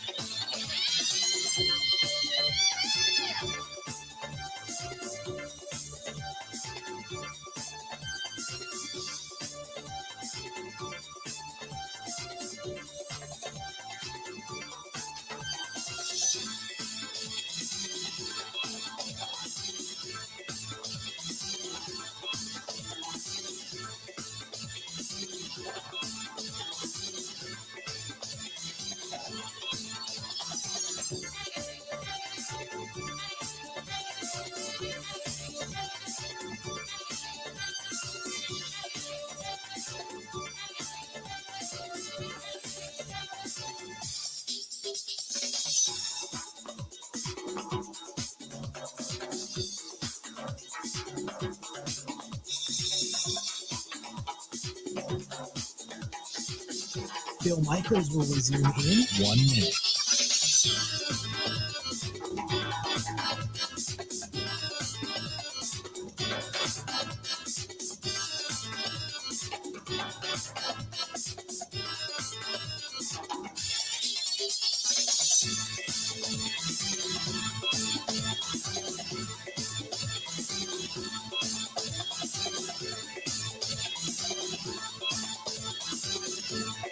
Bill Michaels will resume in 30 seconds.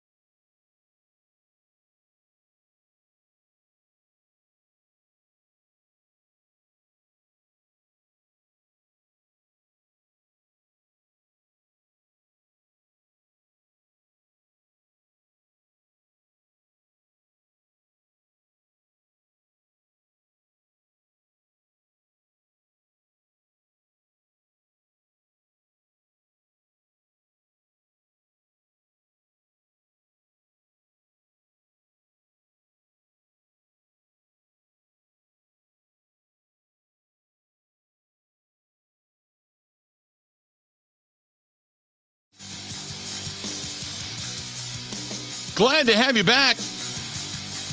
Bill Michaels Show. We continue on.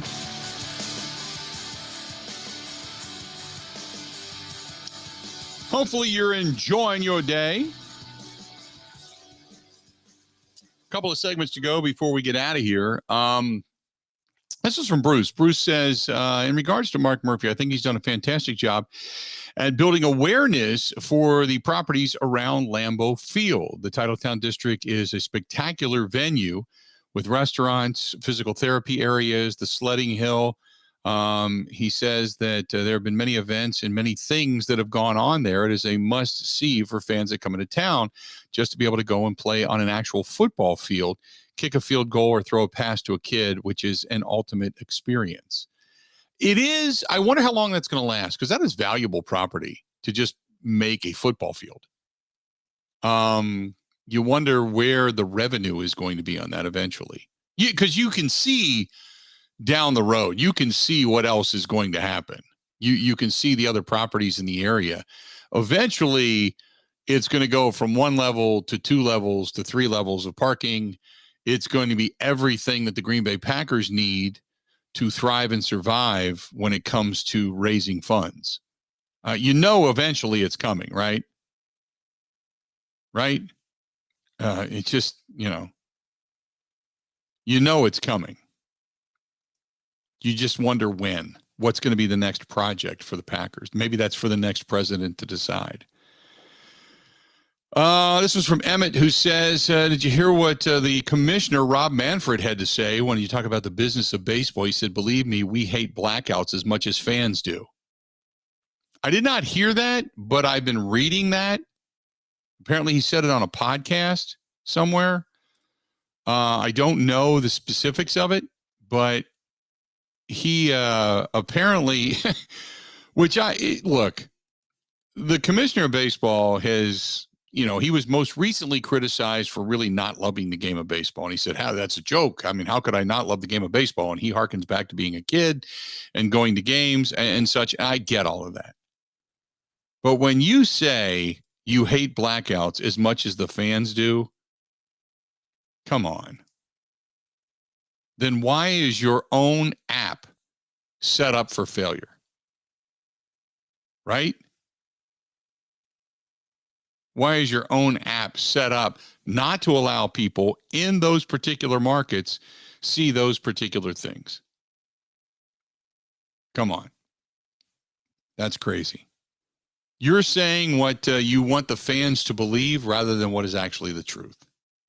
It's just, when I'm traveling, like when I want to go watch the Brewers game,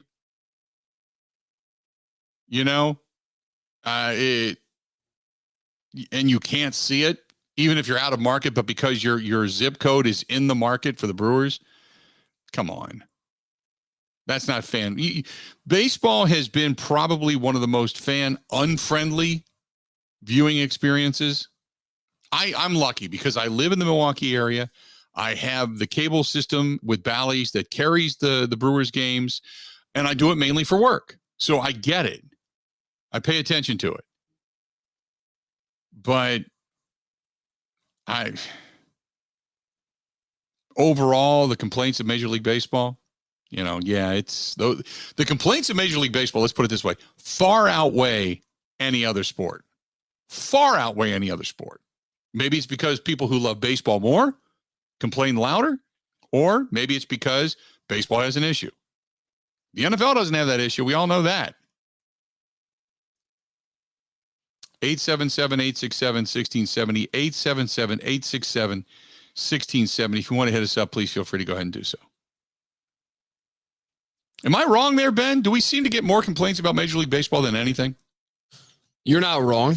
Definitely more complaints about what management, what the people up top do. I think the NFL complaints more have to do with the pretty disgusting character of many people involved. Mm-hmm. But I think many would come together and say, yeah, Roger Goodell, if you look at how easy it is to watch and interact with all of it, he has done a good job in that regard. So, yeah, I mean, and you're talking about how hard it is to watch. The Brewers' top prospect, Jackson Chourio, who's crushing it at the minor league level. People are calling him best player at the high A level right now. He's young. He's only 18 years old. He's playing the Rising Stars game, which I've always loved because I'm a sucker for great minor leaguers and who could be the next stars. It's on Peacock this year. No one has Peacock. Who watches Peacock? Let's see here. Well, Peacock is an up-and-comer. But Dan Patrick broadcasts his show on Peacock, correct?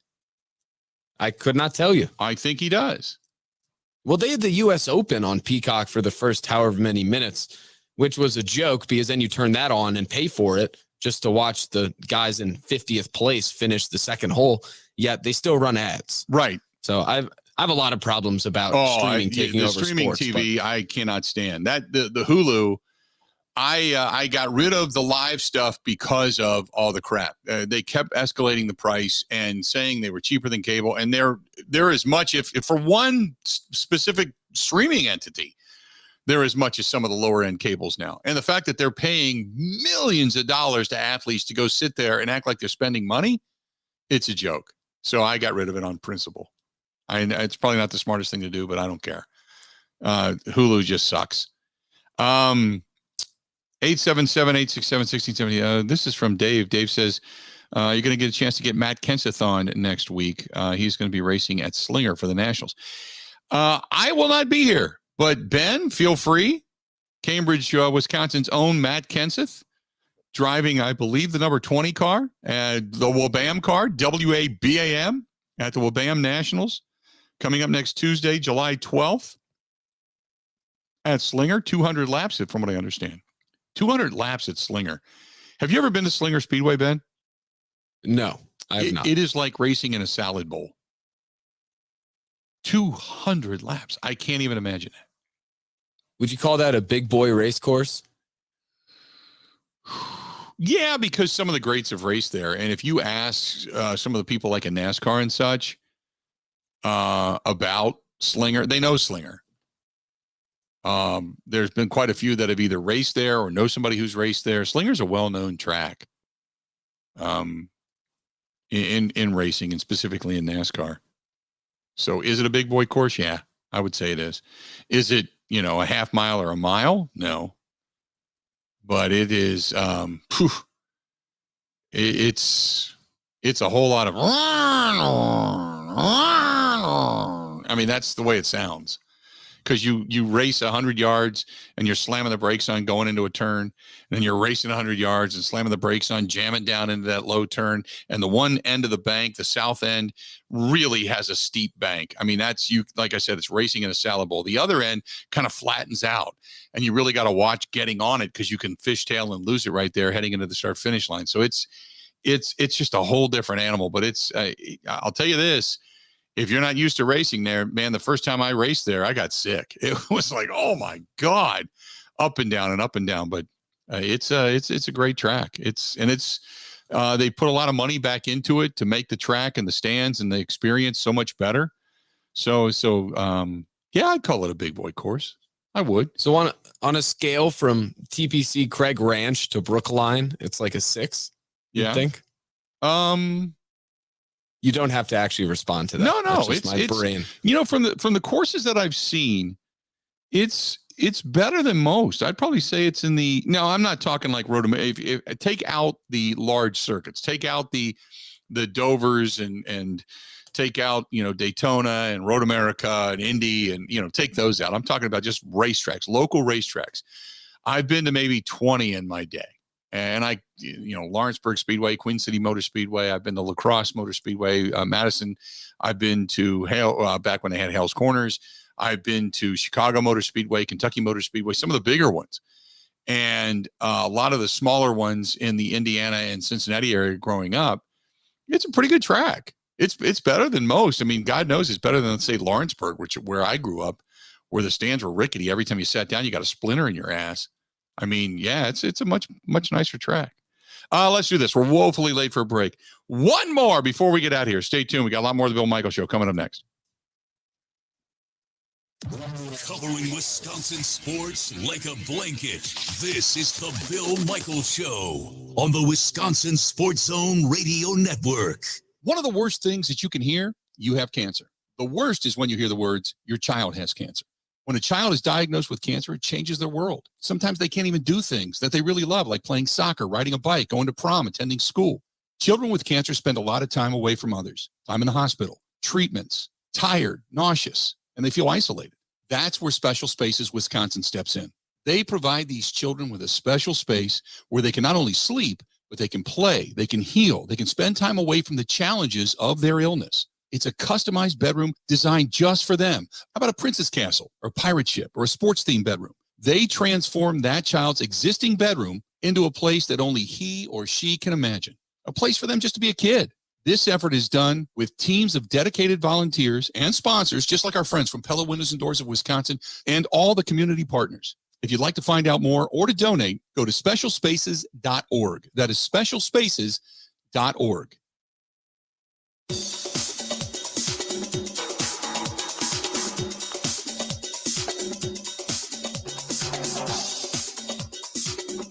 Bill Michaels will resume in 3 minutes.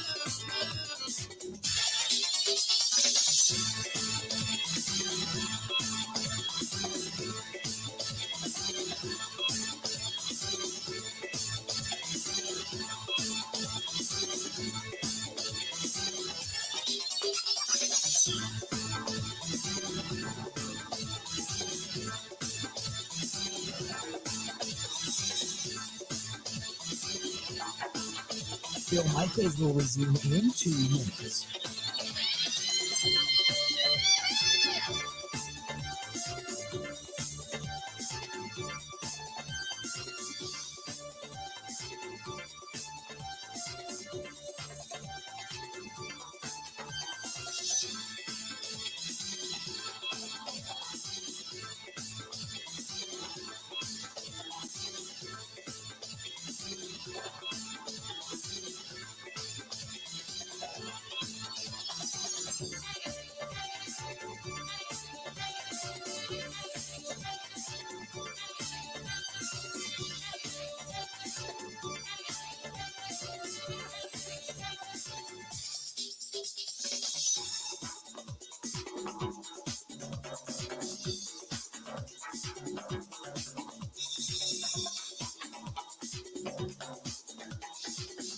Bill Michaels will resume in 1 minute.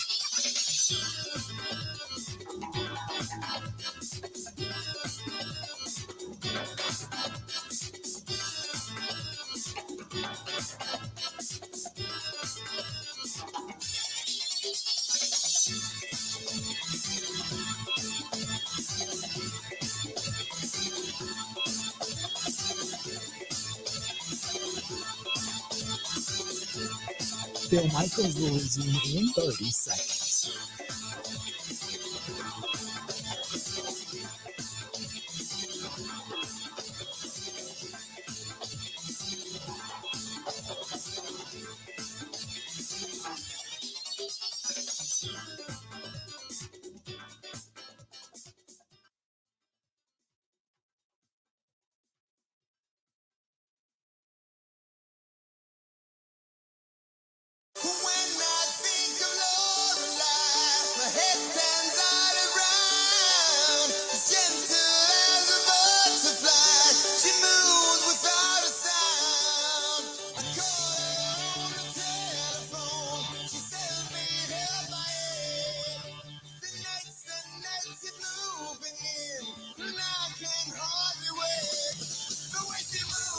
Welcome back.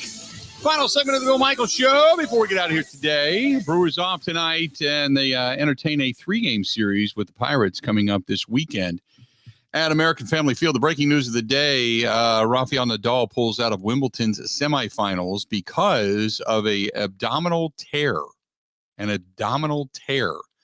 So he is out.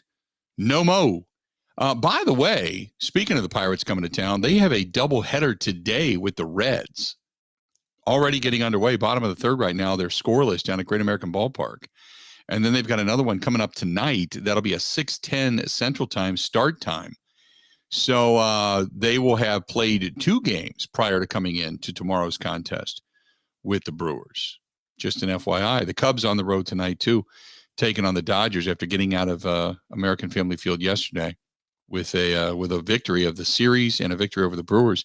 The Cardinals on the road tonight, again, with the Braves, and the Brewers off. Now, tomorrow, as I had mentioned, the Brewers with Aaron Ashby going to the hill against Brubaker, taking on the Pirates. 7:10 start time. The Reds are hosting the Rays. In the meantime, you still have the Dodgers hosting the Cubs. That's the late one. But the Cardinals are back home taking on your Phillies, Ben. And you got Wheeler against Wainwright tomorrow. That's a good one. That's a good matchup at Busch. So your Phillies are on the road tomorrow night. Another reason to root against the Cardinals. Yeah, well, or another reason to finally want me to be happy and root for the Phillies.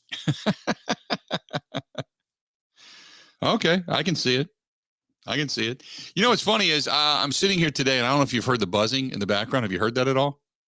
No. I think I've talked about this before, but my the security cameras around the studio here, they've been going off all day, and I'm like, what the hell? So finally, I went and looked. This flock of I don't even know if you call it a flock.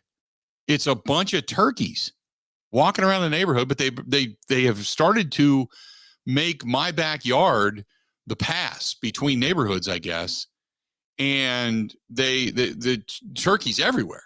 There's like 7 of them. They just walk through the middle of the backyard, setting off the security cameras. So if a dog or anything comes walking through the backyard, I always see it.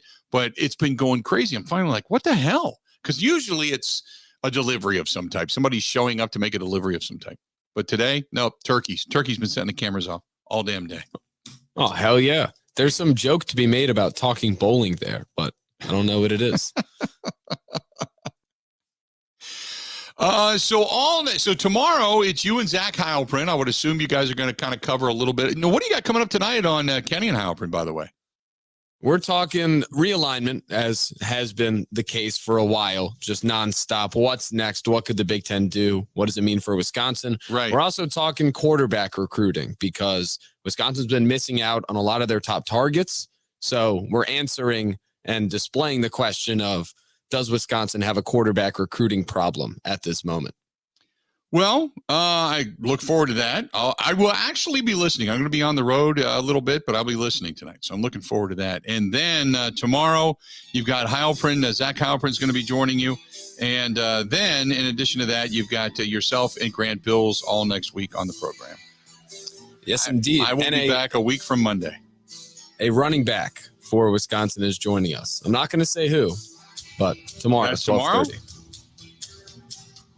Tomorrow at 12:30 for Wisconsin. All right. I'm liking it. There you go. That'll do it. So you got Ben Kenny's going to take you the rest of the way tomorrow and then all next week with Grant Bills, and I will be back. I would say wink, wink, nod, nod. Watch the Facebook fan page because there could be at some point in time a Facebook Live. I'm just saying. Until we talk again, which will be a while.